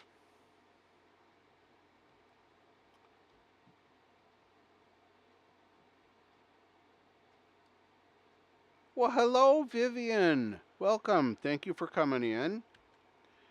Thank you for coming in. I appreciate it. Just popping in here when you jump out of bed. You should get some coffee or whatever your morning drink of choice is, and or afternoon. Let's see. No, you're well. You just got out of bed, but you're midday there. Oh, these time changes are so. Mm, yeah, I'm not. I'm not sure.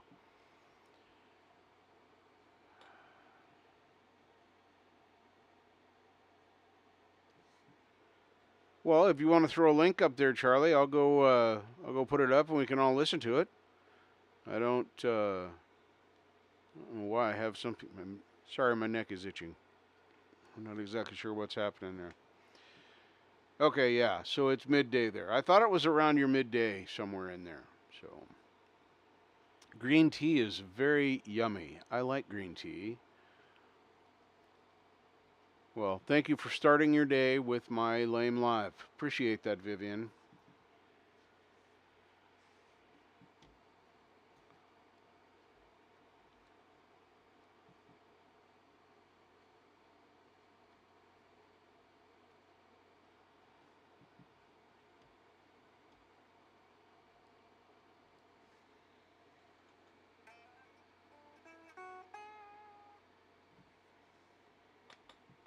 Can you look our Thursday live? It doesn't work like that, Doc. Ah, you made me snort. That's funny. That is pretty funny.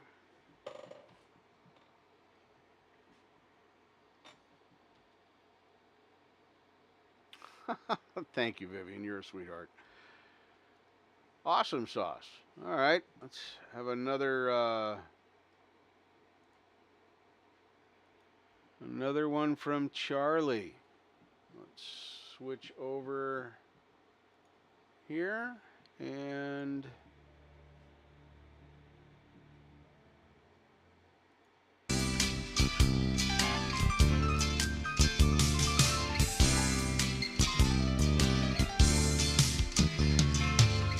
I still remember the day we met here today. I won't soon forget. Saw you dancing, and there I knew you'd be the one to make my dreams come true. And ooh, baby, how'd I end up with a girl like you? And ooh, baby, you've made all my dreams come true.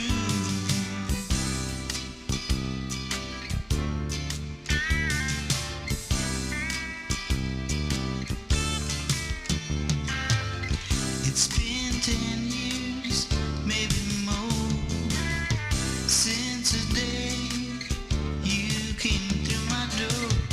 The day you came into my life, knew I had to have you for my wife.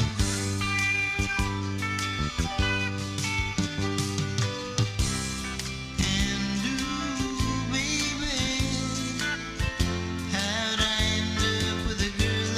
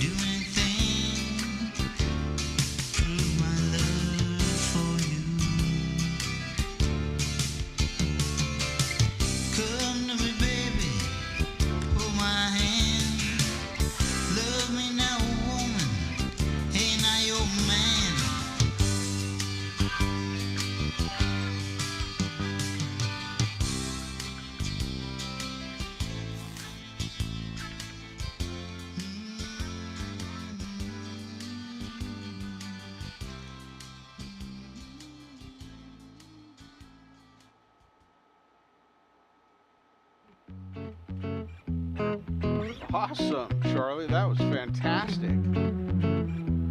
I gotta drop a like on that one too. There we go. There we go.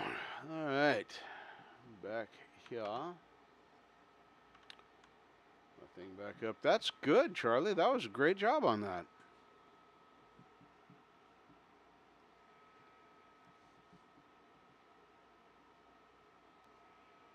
I like that you played all the instruments on there. That's really cool. That is really super cool.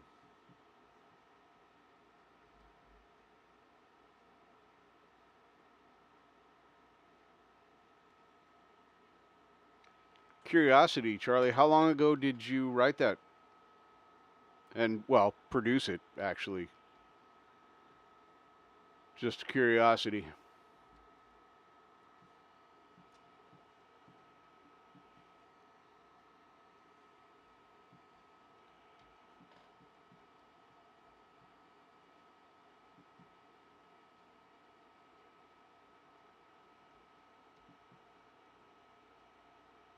Wow. Fantastic. You wrote that song 30 years ago. That is awesome. Fantastic. I don't have that kind of history. I've been playing a year. I hadn't written a song yet. I probably won't. 85. 85 was a good year. I was all growed up and doing my own thing. 86 sucked ass, but 85 was pretty good. 85 was all right.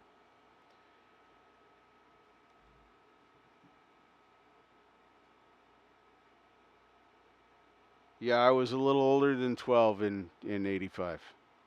Yeah.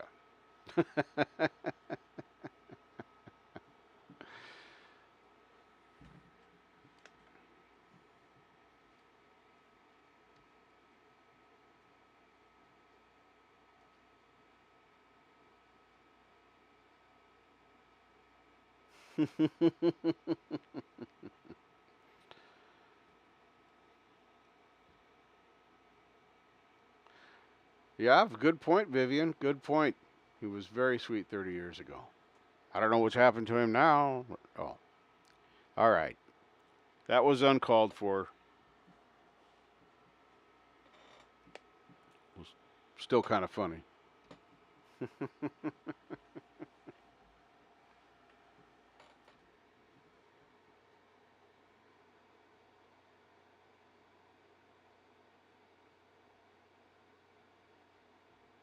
Yeah, that'd be a sucky year for that to happen. Any year would be a sucky year for that to happen. But that's cool. And Zach, I meant what I typed in there. Maybe you'd consider taking a phone and maybe playing us a little something and posting it up there. I think that'd be fun. But it's cool if you don't want to. I understand. But yeah, pretty much. I could see where that was at.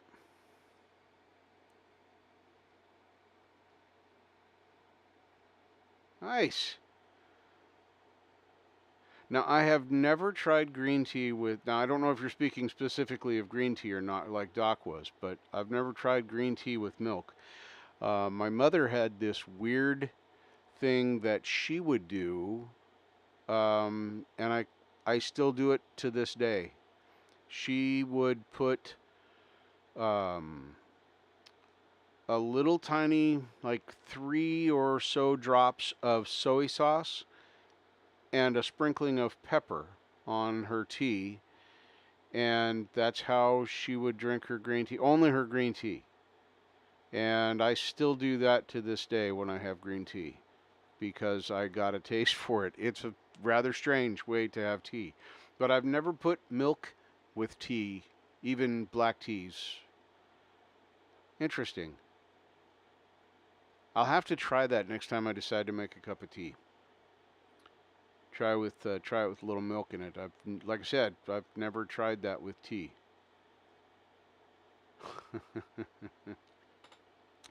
Yeah, I have lots of good memories like that with my mom. So thankfully, she was one of my best friends. But yeah, it's just one of the, and I have no idea. Were she alive now, I could ask her, but she passed in 1986. That's why 86 kind of sucked. My whole family did. But anyway, um, I have no idea what got her started putting the soy sauce and a sprinkle of pepper on her tea. I don't know where that tradition came from. Uh, I never saw anyone else in my family do it, just her. So, but yeah, I got a taste for it and I did that. He's blessed. Excellent, Zach. We'll be looking forward to hearing it. You put a drop of tea in your whiskey. Yeah, yeah. Sometimes I put an ice cube in mine too, just to change it up.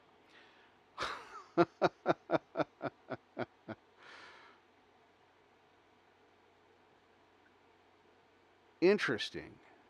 I don't get heartburn from tea. Interestingly enough, I get heartburn from peanut butter. If I make a big peanut butter and jelly sandwich and I go extra heavy on peanut butter, which I am known to do, um,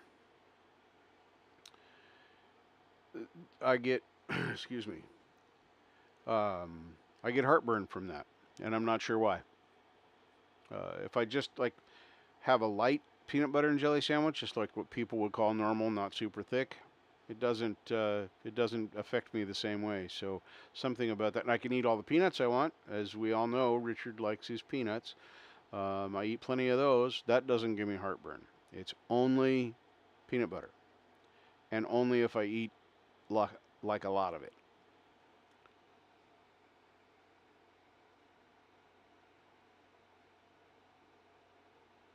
Oh, nice. Well, that'll be interesting. You have to let me know what you think of the flavor because it is quite different. It is quite different from what we would normally think of as being a tea. But said it was only 2 or 3 drops. She didn't like hold the hold the soy sauce over the top of it. It was just like 2 or 3 drops and then just a sprinkle of pepper. And then the pepper would eventually sink to the bottom because green tea is pretty hot when you first get it. And as it would cool, you'd get to the bottom and you'd get that blast of pepper with the very last sip. Anyway, yeah, you'll have to let me know. Oh, thank you very much, Clay. I appreciate that.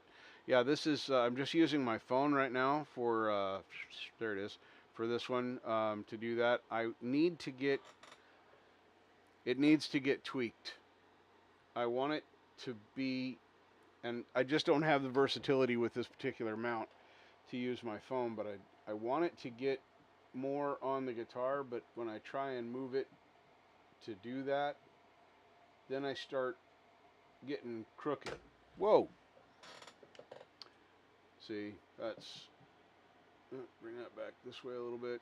See, now I'm catching the edge of my mouse pad, trying to get, so I gotta play with stuff a little bit.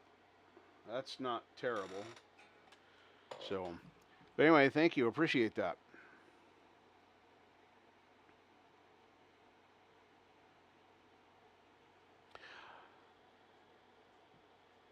I didn't think of that, Doc. That is an excellent. Right. Yes, it would be way too salty if you put it in there like you were cooking. This is very true, Vivian. Um, but yeah, I think that's wonderful that you're willing to try that, see something different. But I will try that, Doc. I will get some organic peanut butter. Normally get the natural. I don't know what brand it is. You got to stir it up. Um, but anyway, I've never looked at the ingredients. I'll have to check that and see because I do eat unsalted peanuts when I'm eating peanuts. Yeah, I don't know why mine has that on there. It's supposed to be the free Droid Cam, and I've tried going into settings and changing that. I haven't figured it out yet because I see other people using Droid Cam, and I noticed that the other day in your stream when you were demonstrating it, that you did not have the watermark. At the time, I just presumed it was you um, because you had paid or something. You'd bought a paid app or something, which I didn't even look at that. It just said free Droid Cam for your OBS, and so I grabbed it. So, but that may be what it is. It may be that you paid for that. I know you can get organic peanut butter here because I've seen it in the store that I shop in, so it's definitely available in the States. If you can't find it, Vivian, let me know, and we'll do a little. I'll send you a care package, and you can try it. Yeah, that's true, dog. I know, like, I don't eat Skippy or Jif. Those are terrible, loaded with sugars.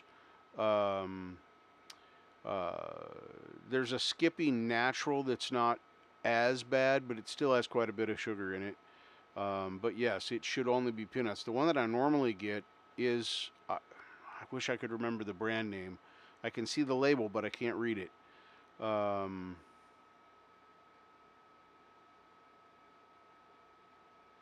hmm. Anyway, I'll have to look at that. Um,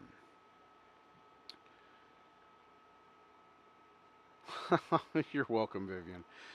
You're pretty nice yourself. Just saying, you're kind of nice lady, so I gotta be nice back. It's only fair. But yes, if you wanted to try that and you can't find it over there, we'll make something happen. Because I could go get it in the morning. Anyway, but I will definitely look into that, Doc. It did not occur to me that it could be some other ingredient that's added to the peanut butter that might be doing that. Like I said, if it's just a swath of, a normal peanut butter and jelly sandwich, doesn't do it. It's when I'm really in a peanut butter mood and I want to really have a peanut butter and jelly sandwich, that does that. So I will look into that. Good points. Thank you very much.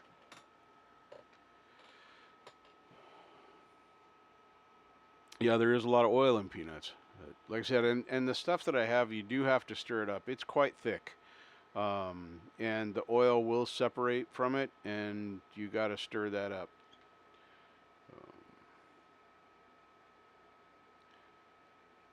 Wow, that's not very many. We probably have, oh, off the top of my head, I can picture at least 10 brands of peanut butter.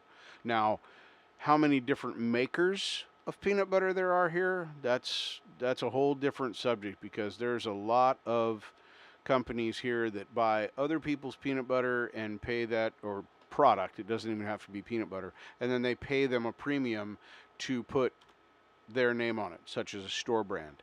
I'm pretty sure that the Safeway Select is Skippy, but I can't swear to that because I don't know.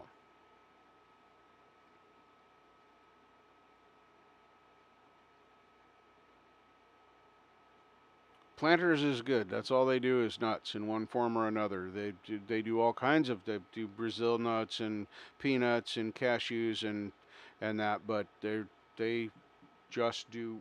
Sorry, there we go. We just do that.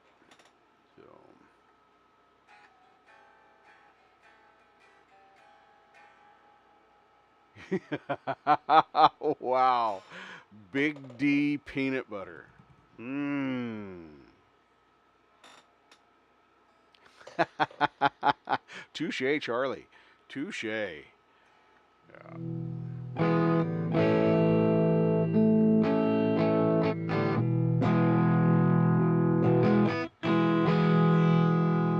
Yeah, did you see that I have the mystery guitar back? A Douglas Spad is what it is.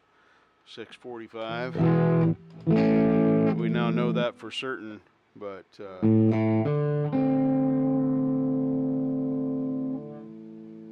yeah, I'm not going to say that either, Clay. Matter of fact, I'm not even going to read your comment. I completely refuse to even see that. Clay did not just make a comment.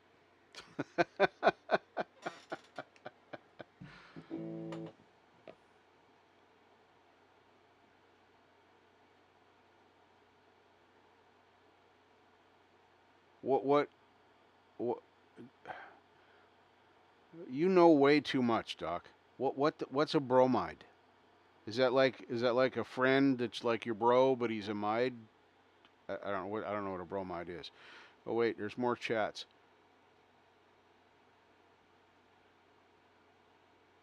Yeah, exactly, Vivian. It happens all the time here. It happens all the time here. It's very, very common practice. So Glad to know that the good old USA isn't the only country where that happens.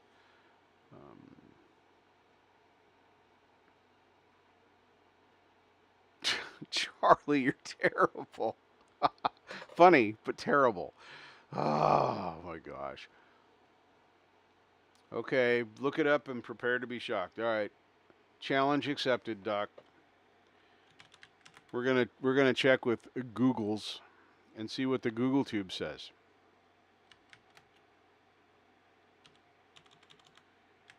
If I could type, it would be easier.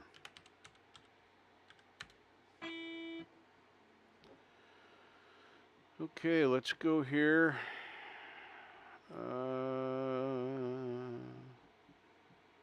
Why won't it take me there? No, I don't want to hear it. Oh, here we go.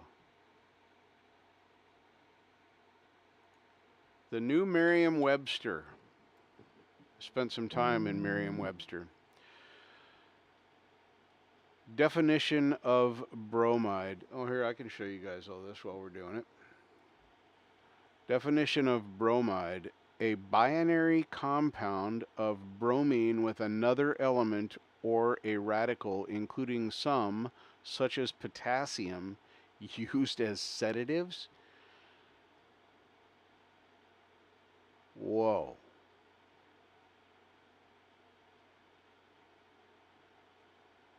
Okay, so now I'm going to go look at what bromine actually is.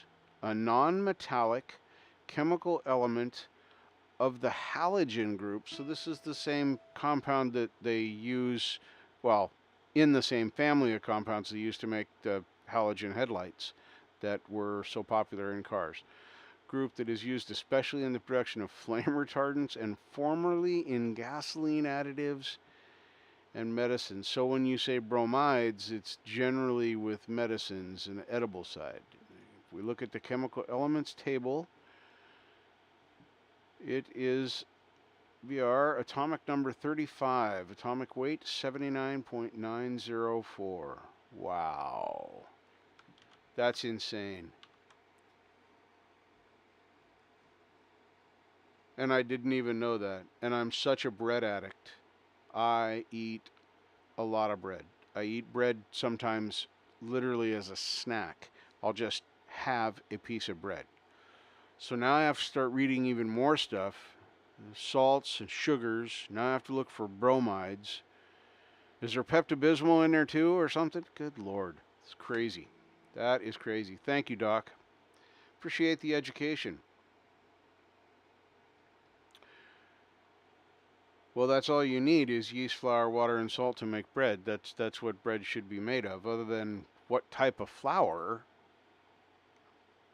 you know, that's interesting.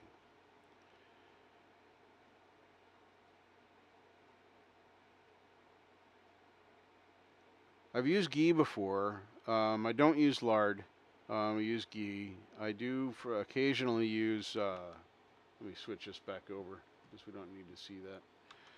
They want me to get the word of the day from them. Weird. So let me close this. Thanks, Miriam. I appreciate your definitions, but we're done now. All right, I get my chat back. Yeah, but are they free range from chickens that, you know, lay them wherever they want instead of in a nest? I don't like bleached eggs. Yeah. Yeah.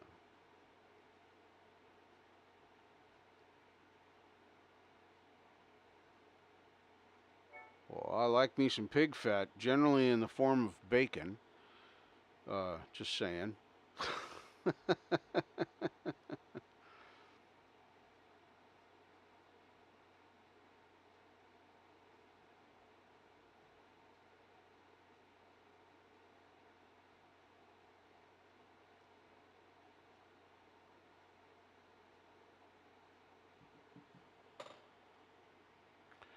That makes sense. I'm not quite that much of a health nut. You got to know my history to know what kind of garbage I've put in my body. So I don't generally worry too much about it. I don't like the whole diabetes thing because what a slow, terrible death that is. if you don't take care of yourself.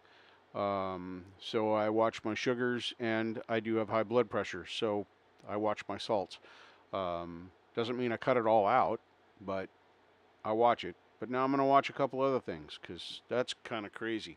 I had no idea about the whole bread thing. Like I said, I still do get quite a lot of carbs from bread. That's probably the most common carb I eat. I do have some noodles, but not very often. Once in a while, I have some mac and cheese, but um,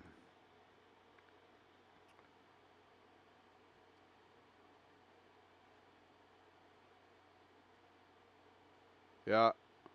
Well, of course, the fewer additives, squeal for pig fat, right? Gotcha, Gary. Um, yeah, it's crazy. Learn something new every day. Something new every day.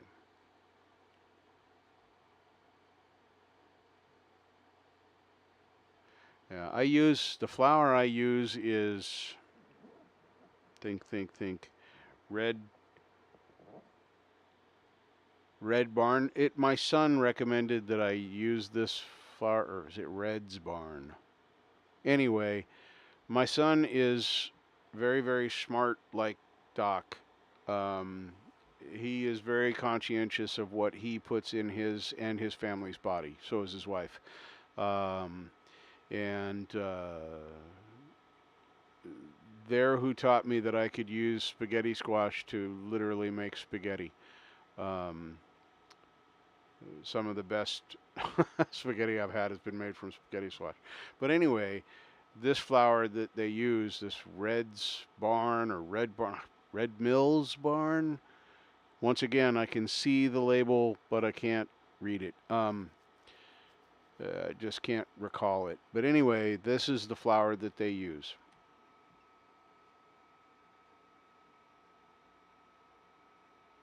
Yeah, I like vegetables. They don't, but then there's the GMOs in the vegetables. So, I don't know. And in my defense, I do generally make homemade macaroni and cheese, not the dollar box of Kraft macaroni and cheese. Just saying. Love sourdough bread. Sourdough is one of my favorites. Um, I like heavy. I like heavy breads, and I like heavy breads that have a very robust crust. So, factory from fresh bread to food banks as they don't have long enough shelf life. Hungry people don't care. This is true.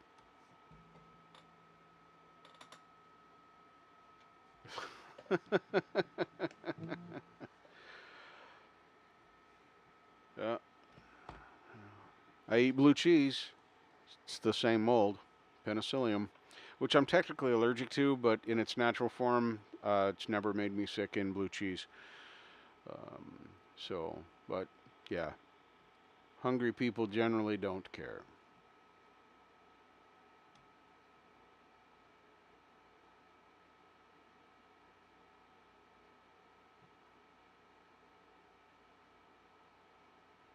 Yeah, I read that story. I actually read Mrs. Gooch's story. That is a fantastic story, and it's sad too. Fantastic what she did, and sad what happened. Well, Naya, welcome. You're type 1 diabetic, so you and Marshall share that. I am type 2 diabetic. Um, and so was everyone else that I know in my family. My grandmother was type 2 diabetic, my grandfather was type 2 diabetic, my mother was type 2 diabetic. I do not know about my sperm donor because I didn't know him. He left before I was born, and I think he visited 4 times in 18 years. Once I was an adult, he no longer bothered, you know. But anyway, so welcome, Naya. Glad you stopped in. Gonna take the kids to school pretty soon. Would you put the? Have you got the thunder clouds over there? I see you had some sunshine and a little cloud.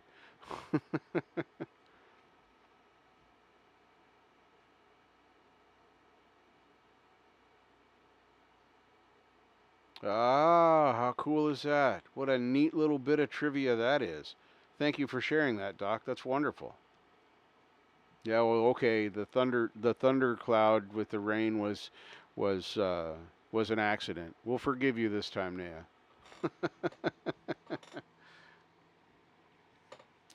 I have I have my mystery guitar, Douglas Spad, back.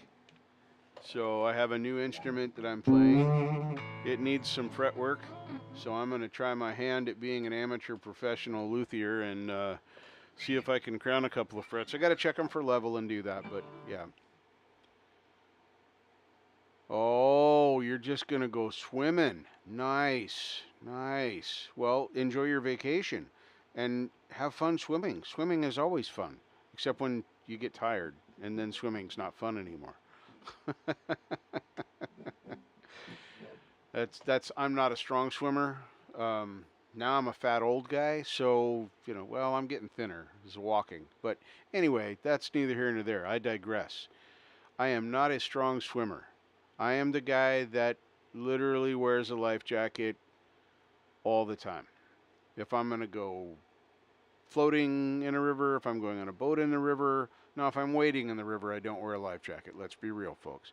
But if I'm going in water over my head or where I would have to swim to get out, if something went wrong, nope, that's not me. I'm not that guy. Well, you're welcome, Naya. You're welcome.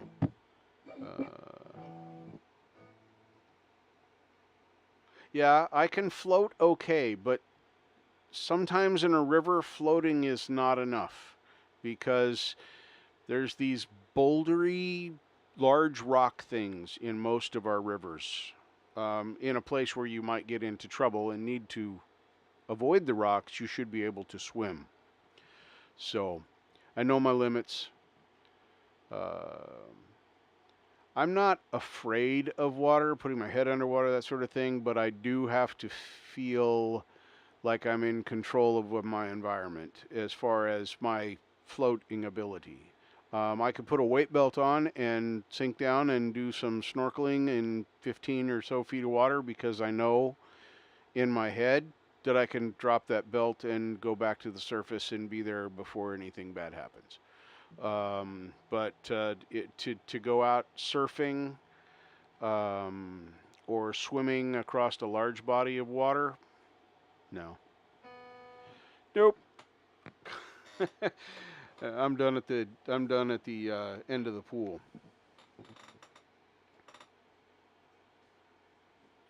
Oh, okay. So type 1 diabetes. Yeah, I got them mixed up until I was diagnosed. So I had the same problem. Yeah, type 1 diabetes is what you've had from birth, basically. Your body physically has a shit ass pancreas and can't create any insulin. Type 2 is sometimes, and in my case, able to be controlled by diet. Just had my A1Cs checked today, 5.7. Lowest it's been in 4 years. I started out at 9.7. So I'm pretty happy about that. That was like getting an A on my report card. Um, but yeah, type 2 diabetes can be diet controlled or medication controlled. Generally, people who are type 2 diabetics don't create enough insulin, but they do create some.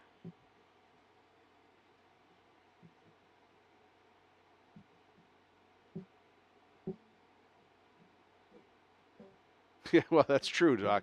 If we just ate real food, it would probably stop a lot of those problems.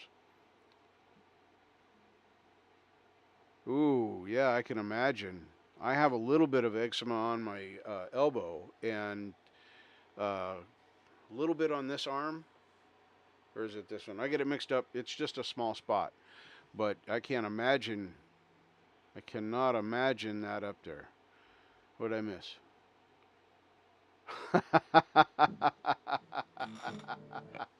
That's hilarious, Now the seagulls wear socks. I wonder if seagulls are multilingual. You think about they travel all over. They fly around and they're all over the world, like albatross. They speak multiple languages. If you're like, It's just one of those weird questions that pops into my head. I'm not sure how that all works, but I think that it makes a certain amount of sense that a seagull from Newfoundland would not necessarily understand a seagull from Australia. I don't know. Maybe I'm wrong. Maybe it doesn't even matter, but it's funny. Yeah, I can't imagine having that on my eyelids. It's and I just have a two very small spots. It's like right now it's not even flared up. That's from fixing my car. Right now there's not even any present. I can't tell on this arm. It is this arm over here, but it's just a small spot. So even when it's flared, it's not that bad. I use I think it's Jergens after shower stuff. It makes me feel slimy when I get out of the shower, and I hate that part, but it helps control the other stuff. So,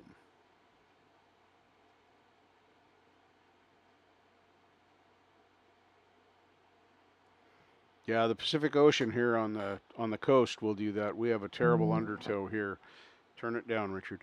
We have a terrible undertow here in Oregon on the coast. And it's not always present. Sometimes you can go out and you can go into waves over your head and play with the sharks. And yes, we do have sharks out there in our oceans. I always laugh at the people who think we don't. Um, but anyway, you can go out there and you can jump in the big waves and have a blast and body surf, and there's no problems. And then go out there an hour later and get yourself sucked out underwater when that just terrifies me. I have a lot of respect for the ocean, so at least the undertow part of it, and big logs that can roll over the top of you and kill you. Those aren't fun either. Yes, Preston, all oceans have sharks, but there are people that live here in Oregon, and you know, the furthest place from the coast in Oregon is about 7 hours from the coast. So it's not like it's a completely foreign concept. That don't think that we have sharks along the coast. Drone footage says you're wrong. We also have drone footage of them coming up the Columbia River as far as Portland, which is completely freshwater. Bull sharks can absolutely live in freshwater and often make their nurseries for their young in freshwater. They come up and give birth in the rivers because it's safer for their young there. There really aren't any other predators to eat them. See, I know some useless facts too, Doc. Right there is one of them. Wait, I'm missing funny stuff in chat.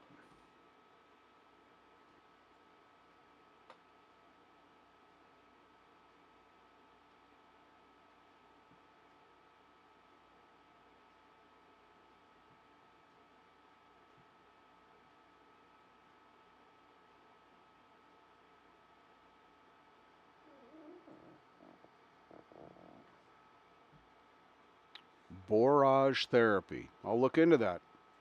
I will. I used Gold Bond for a while, but just kind of didn't work for me after a bit. It just didn't seem like it was doing anything. And then my old roommate turned me on to this Jergens stuff, and it seems to do a pretty good job. But I've met a few sharks at the pool hall. Yep.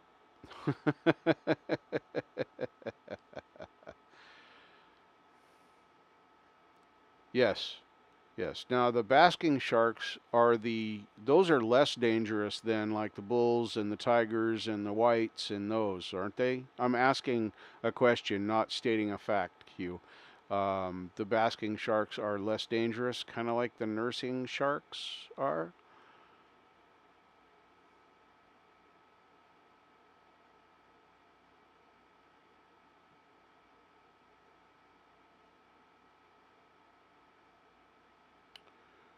No, I agree. Good food is not useless. I like good food. I like natural food.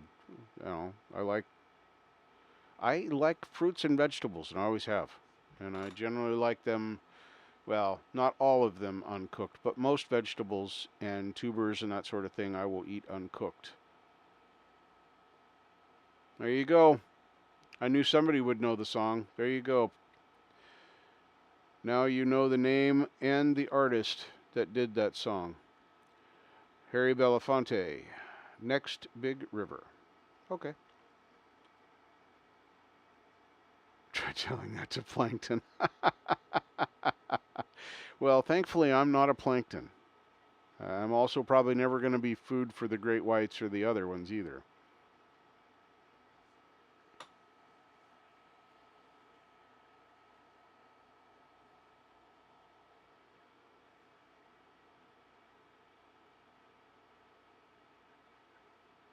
Ouch. Yeah, I will say that since I've changed my diet pretty radically this last year, um, 2022, um, because when my A1Cs started creeping back up, I was like, nope, this is not going to happen.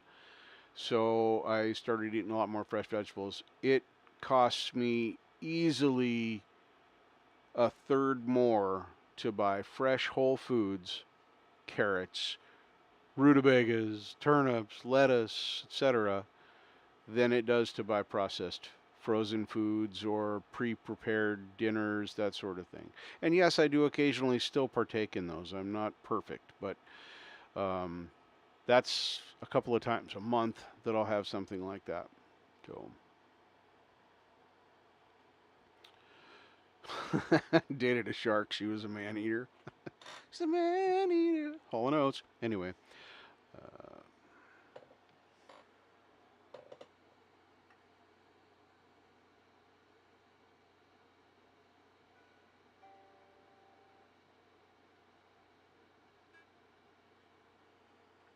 interesting. That's a cool story. I mean, not cool in what happened, but just that the circumstances.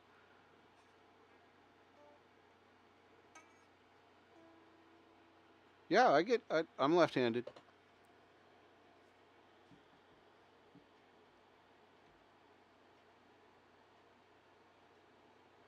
My stepdad was a bartender, and he was deadly on a tavern-sized table.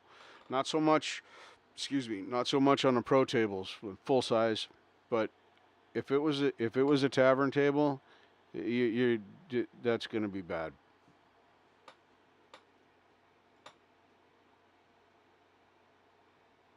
Nice, nice. The smallies are a better fight, but I like large too. I do pan fishing is my favorite. That's cool though. Yeah, I generally would not be playing billiards. I'm trying to get back on a 9 ball league, but I haven't found one yet. So, but yeah, Preston, that's a crazy story. Yeah, my stepdad got a tavern table and brought it. We had it in our dining room. Now we ate in the kitchen. We did not use our dining room except if we had Thanksgiving or Christmas. My grandparents were coming, and then there was a big piece of plywood that went over it, and we had some chairs from our old dining room table that we just used around it. I think we had like 8 or 9 chairs. I can't remember now, but yeah, it just got a piece of plywood and a thing over the top. There were a few bruised knees, but it was worth it.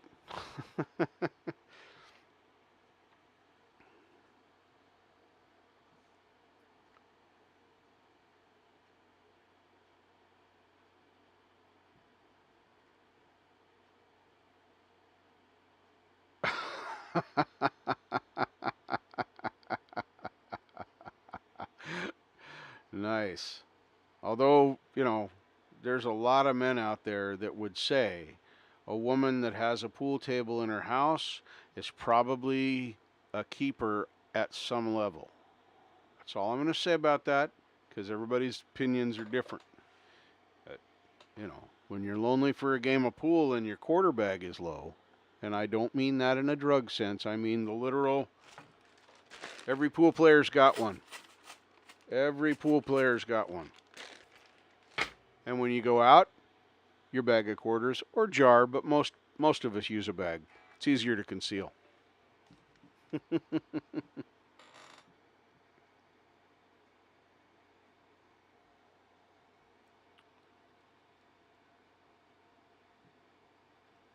What did I miss that Gary said? Dang it.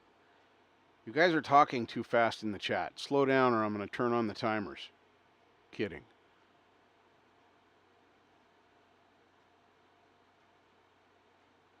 Oh, yeah, yeah, yeah. That's right. That's right. I forgot about your panel play thing. Have a good one. Thanks for hanging out, Clay. We appreciate it.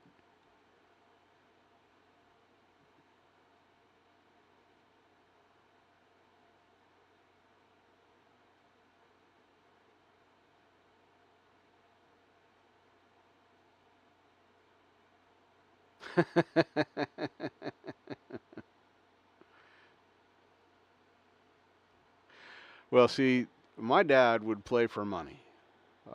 He had zero issues playing for money. I do not play for money. Closest I come to playing for money is on league, and you can win a little bit of money if you make it all the way to the end. However, when it comes to playing pool in a bar, if somebody wants to throw a quarter on the table and get their turn and they want to try and be the winner and you hang on to that table with quarters, I'm fine with that. But the minute somebody starts wanting to put money on a game, like real money, 20, 40, 50, $100, I'm out. I don't I don't play pool for money. I play pool for fun. It's cuz I saw a lot of those problems. Somebody gets punched in the face kind of thing. Yep, just play for the table. But I always have quarters. These well, it's kind of full now cuz I haven't gone to play for a while, but in normal form I can actually fit that into my case.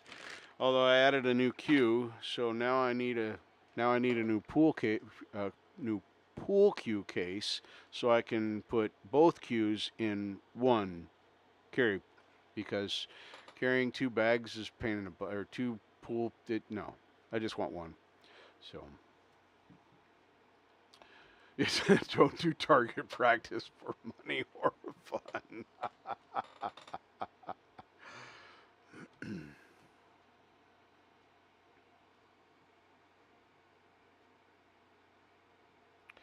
Yeah. Yeah, my dad was deadly. And the other thing that was funny, my dad being a bartender, and I call him my dad because this really was the man that I called dad. So, um, he wasn't biological, but he was my dad. Sometimes he would drink a little, a couple of extra beers after shift. Anyway, he could be falling down drunk and step up to a table, and that man was suddenly sober and steady as a rock.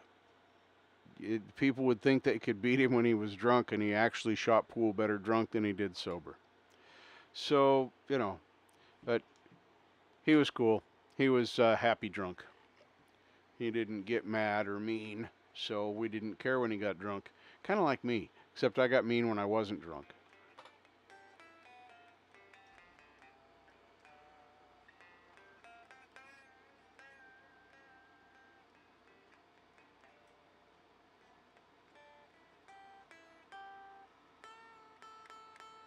I got different advice from my dad. Now, my dad always told me, find those that are better than you and play them for the table. Because that's what he did most of the time. He didn't always play for money. Most of the time, he was just playing for the table. And so, yeah, you just sit and watch for a while. You see the people that you know are much better than you are. Play those people. Made me a better pool player. And I'm by no stretch am I a great pool player. I don't spend near enough time anymore. And it's a use it or lose it skill. You get those angles in your head and your eye and everything was fine. But, yeah.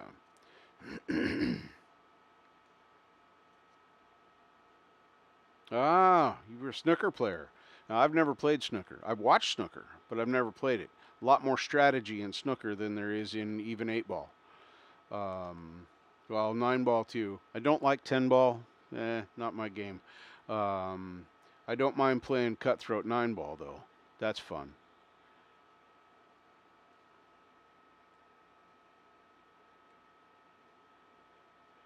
Yeah, I would need to spend many hours. I would need to spend many, many hours before I could do justice to my pool cues again. Um, right now, my pool cues are way outside of my pay grade playing pool. But and I was spoiled while I was on that 9 ball league. I had free pool walking distance from my house every day if I wanted to go play. So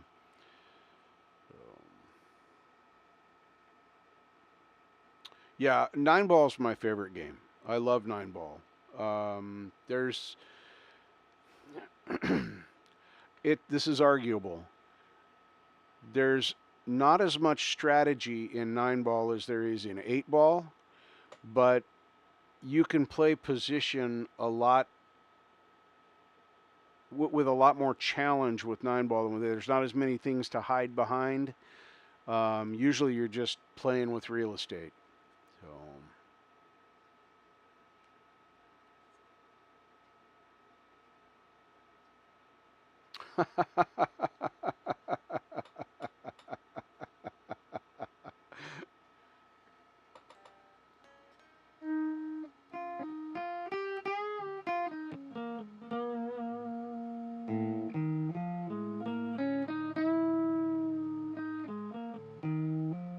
Oh, that's an interesting idea. So you cut the deck, or is it, or you just shuffle them and then flip up the next card to tell you what you're shooting?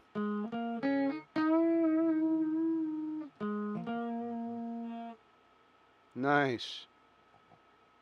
That would be kind of interesting. Shuffle and flip. Okay. Cool. I've never seen that done here. And I've seen a lot of pool.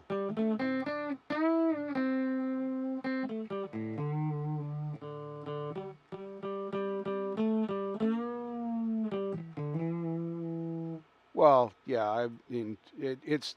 I don't care if you're cutting the deck and flipping the next card, or if you just shuffle them and flip them one at a time in whatever order they come up in. It's the same principle. And my honest opinion is that it really doesn't make that much of a difference. Unless you're a card shark, and then that's a whole different conversation.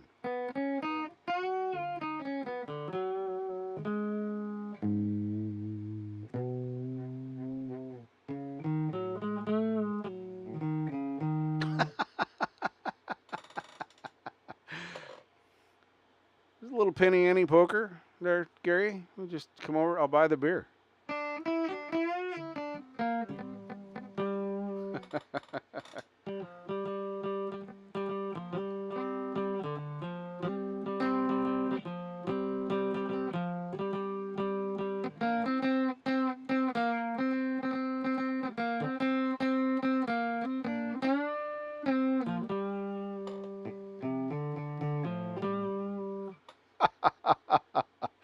All right, we're all gonna get together at Gary's house later.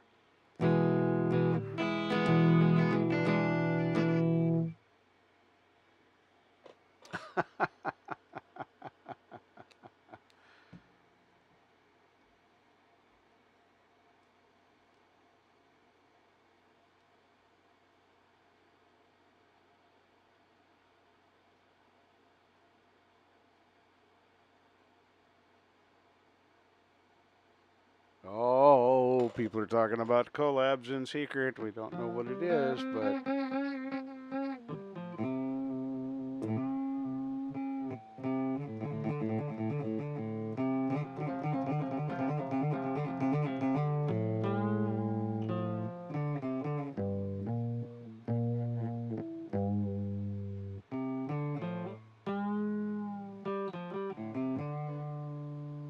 yeah, I played penny ante poker for a few years with a group from work. We used to have a lot of fun playing that. Hey, fucking Blueser, thank you for coming by. Good to see you, brother. Good to see you.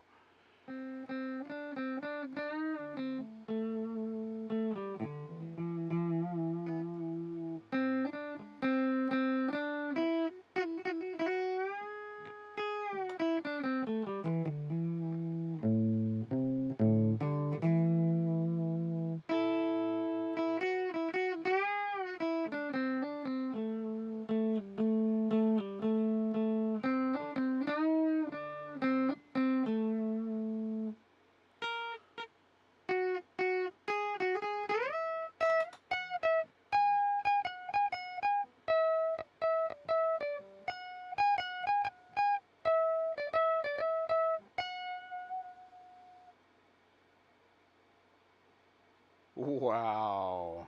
Nice. I'll be watching. I'm always watching.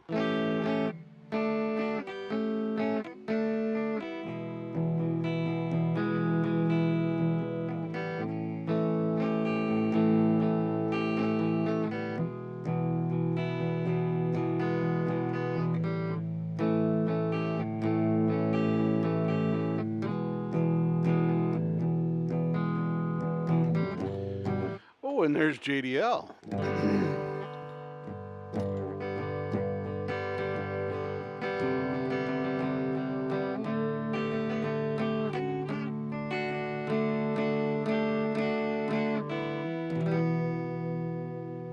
Yeah, definitely. Thank you for stopping by, Folk and Blueser, JDL. Nice to see you gentlemen here. Glad to see you here. Thank you for coming by to my lame live. Probably going to go for another 20 minutes or so before I'm going to put myself to bed, because that's the agreement I've made, is to try and put myself in bed between 11 and midnight. And I think I want a snack before I go to sleep tonight, because I'm feeling a little thin today. I'm going to have to get some meat back on the bones.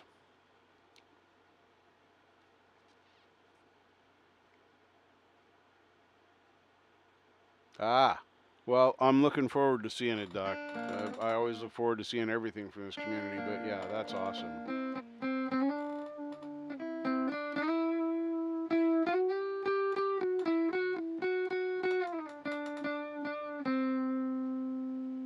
Yeah, it's. I'm pretty happy, pretty happy with this. I have to do some fret work. Let's see. There it is. It's got a little. It's got a little worn in the fret there, and there's one up here that's not as bad. But this one down here, that's like a portable pick on your fret. So we're gonna be doing a little bit of on there, but yeah, I'm pretty happy with this free guitar.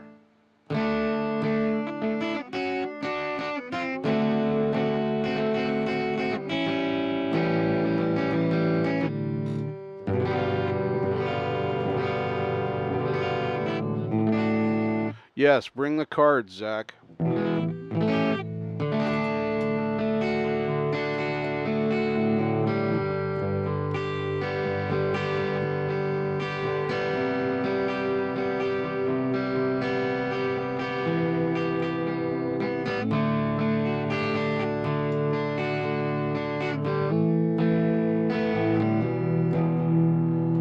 Well, dented. It's got a line worn into it. I guess you could call it dented, but it's not even. The whole thing. I tried to get a camera shot of it earlier, but I don't think it'll show up. Hang on here. Let me try. If you're gonna see it, it's gonna be from. Everything's backwards. Yeah. Well, I can't even keep the guitar under it.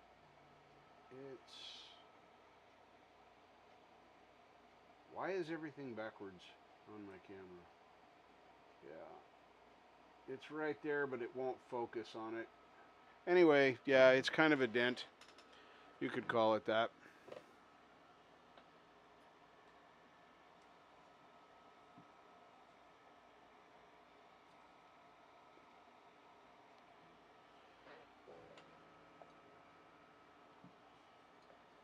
Yeah, that's no good. Don't want to be dropping them on their faces.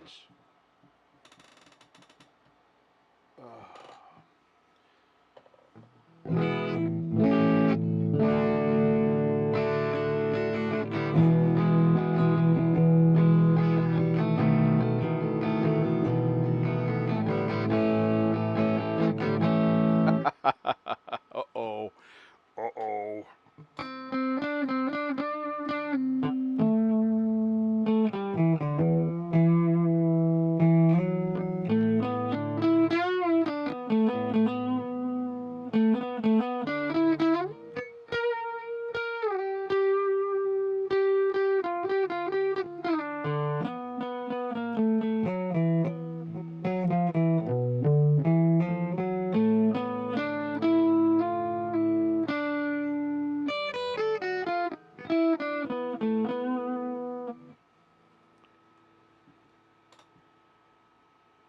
swallow your cries all the time.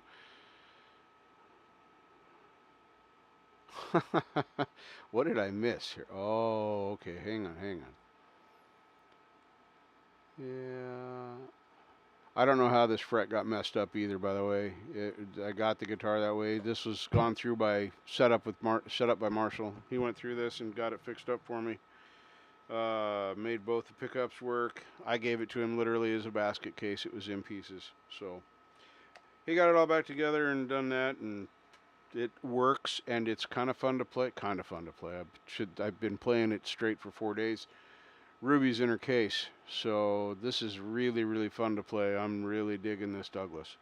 So, and once I get that fret fixed, there's actually two of them, but the one up here isn't bad. You can't, it doesn't pluck the string for you when you rub it, but this one does. That one just, I can feel that when and it's of course the G, and everybody bends the G, it's the 7th fret. So it's right in the middle. Yeah. So they're going to get crowned and polished.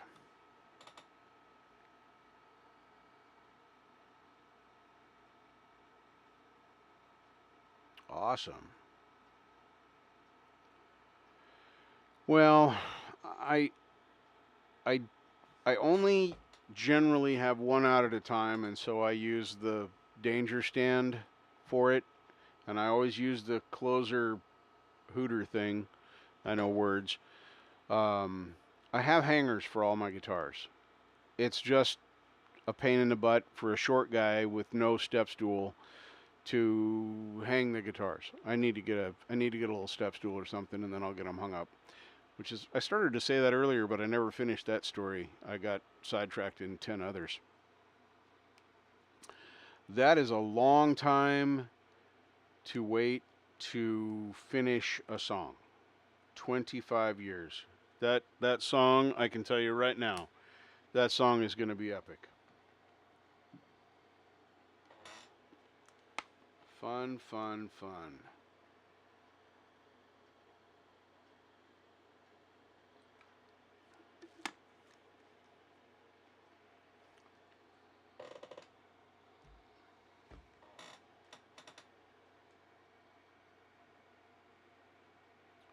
Well, last week was a long time for Axl Rose, Gary. I mean, come on.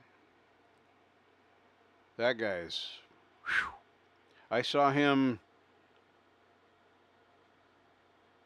7 or 8 years ago, and it might have even been older than when I saw it. It might have been a rerun, but I don't think it was. I think this was a live show or one that was current.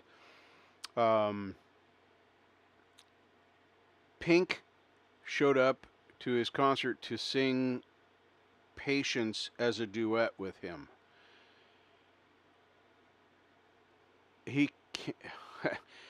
I'm not trying to toot my own horn. I could sing that song better than him, and I can't sing that song.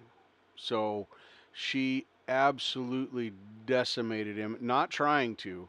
Got about halfway through the song, and she just kind of stopped singing and let him finish it because he couldn't keep up. It was sad. He just couldn't do it anymore. Ha ha ha, very funny, Gary. Droll, droll.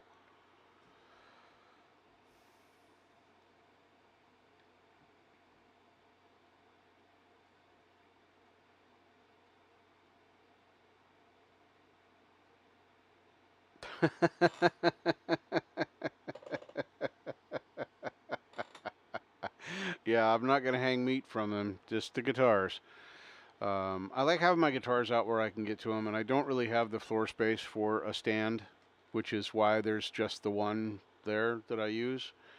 Um, I just don't want. I still want to have to get them all out of the case, but I was getting nervous, and I had to pack up the other guitars. So I was taking Ruby with me when I went to Marshall's and did all that. I was taking the Yamadog with me, so as I left that there, like I said, he's going to find a student that needs a guitar and sell it to him. Yeah, I'm just not wanting to dig them out of the case every time I want to play one. I'd rather just reach up off the wall and pick it up. And that's a trade-off for me because, like I said, I could put a stand over here in front of the shelving, but it would still be a lot of floor space, and I don't have a lot of real estate in here. So I'm looking forward to having my guitars up on the wall, and then I'm looking forward to getting that. Oh, that made me think of something, Hugh. You mentioned that I should get a solid top, a solid wood top guitar. As I'm doing some research the other day, because I look at a lot of guitar stuff when I'm trying to find, as you know, I'm looking for a new acoustic, and I happen to run across the specs on my Jameson. It is a solid top guitar, not plywood. According to their website, it is a solid wood top. Now, I don't know, it might be two piece.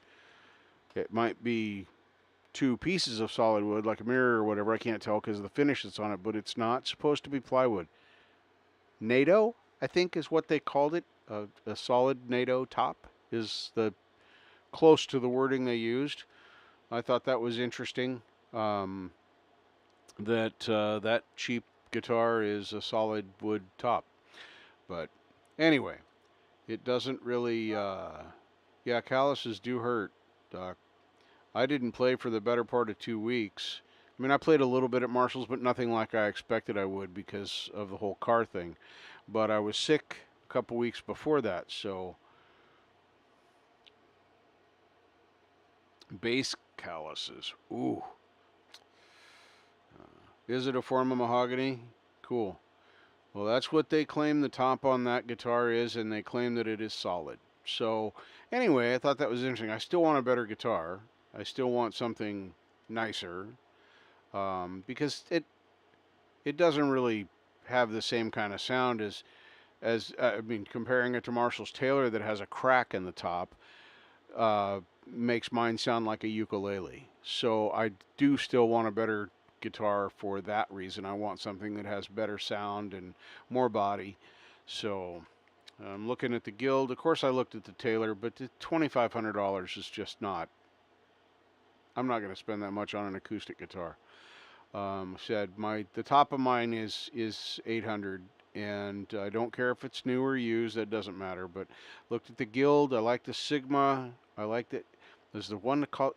Was it an Aztec? I can't remember the one that started with an A. Well, yeah, I know. I just thought it was interesting. Hello, Karen. Welcome, welcome. Catching me at the tail end here. But thank you for coming by. You get a peek at my new guitar. Well, it's not new. It was used when I got it. This is a Douglas Spad. I think that this EVH is a home done job because it's got stickers for the 5150 down here. It's hard to see in there. But yes, I know, but see, the problem is that I played Marshall's Taylor, and I don't know if another Taylor would make me happy. I have to go try the 114 out. I think they had one at Guitar Center about 25 miles from me.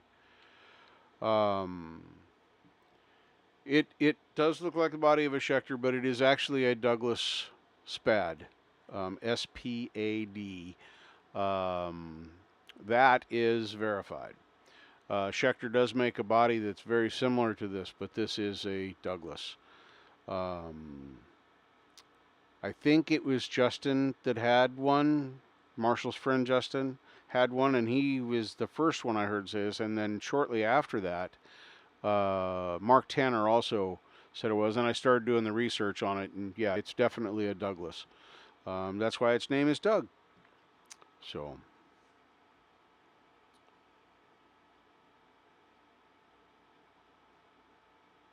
Yeah, there's tons of them. Martin was one I looked at as well, but I'm telling you, yes, used, of course.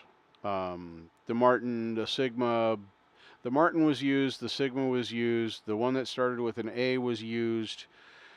These are all guitars that I was looking up at Hugh's behest to help me out trying to decide. I need to go play the ones I like the look of the best and the sound of the best.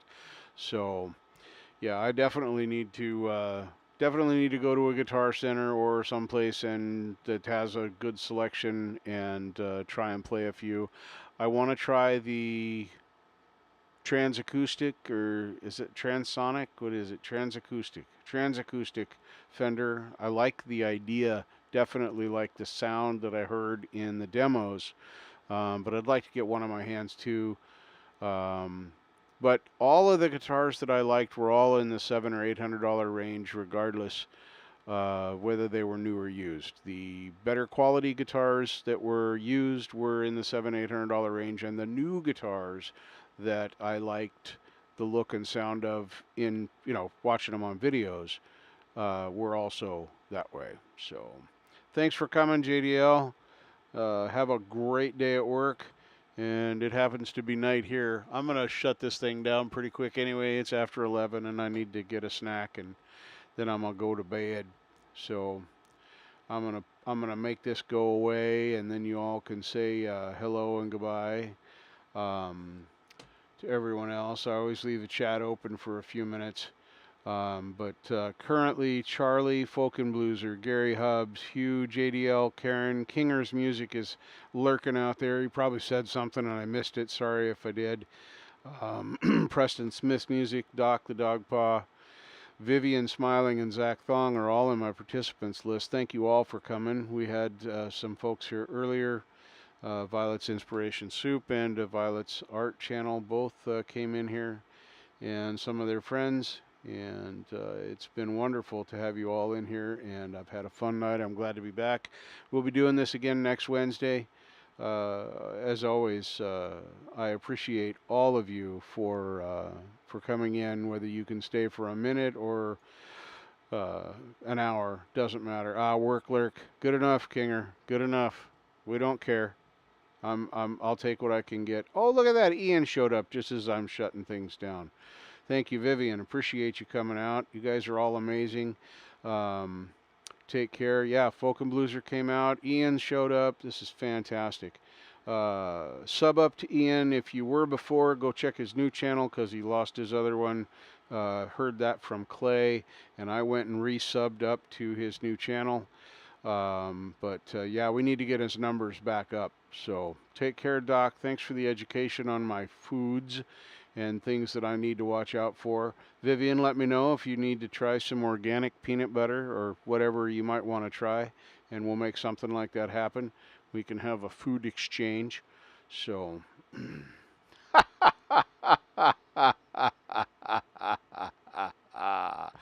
oh, Doc, I love you. Anyway, everyone have a wonderful week. I'll see you in chats or lives somewhere this week, and I will wholeheartedly say that I am happy to see you and very, very fun stuff. So thank you all. Peace out. Have a good one.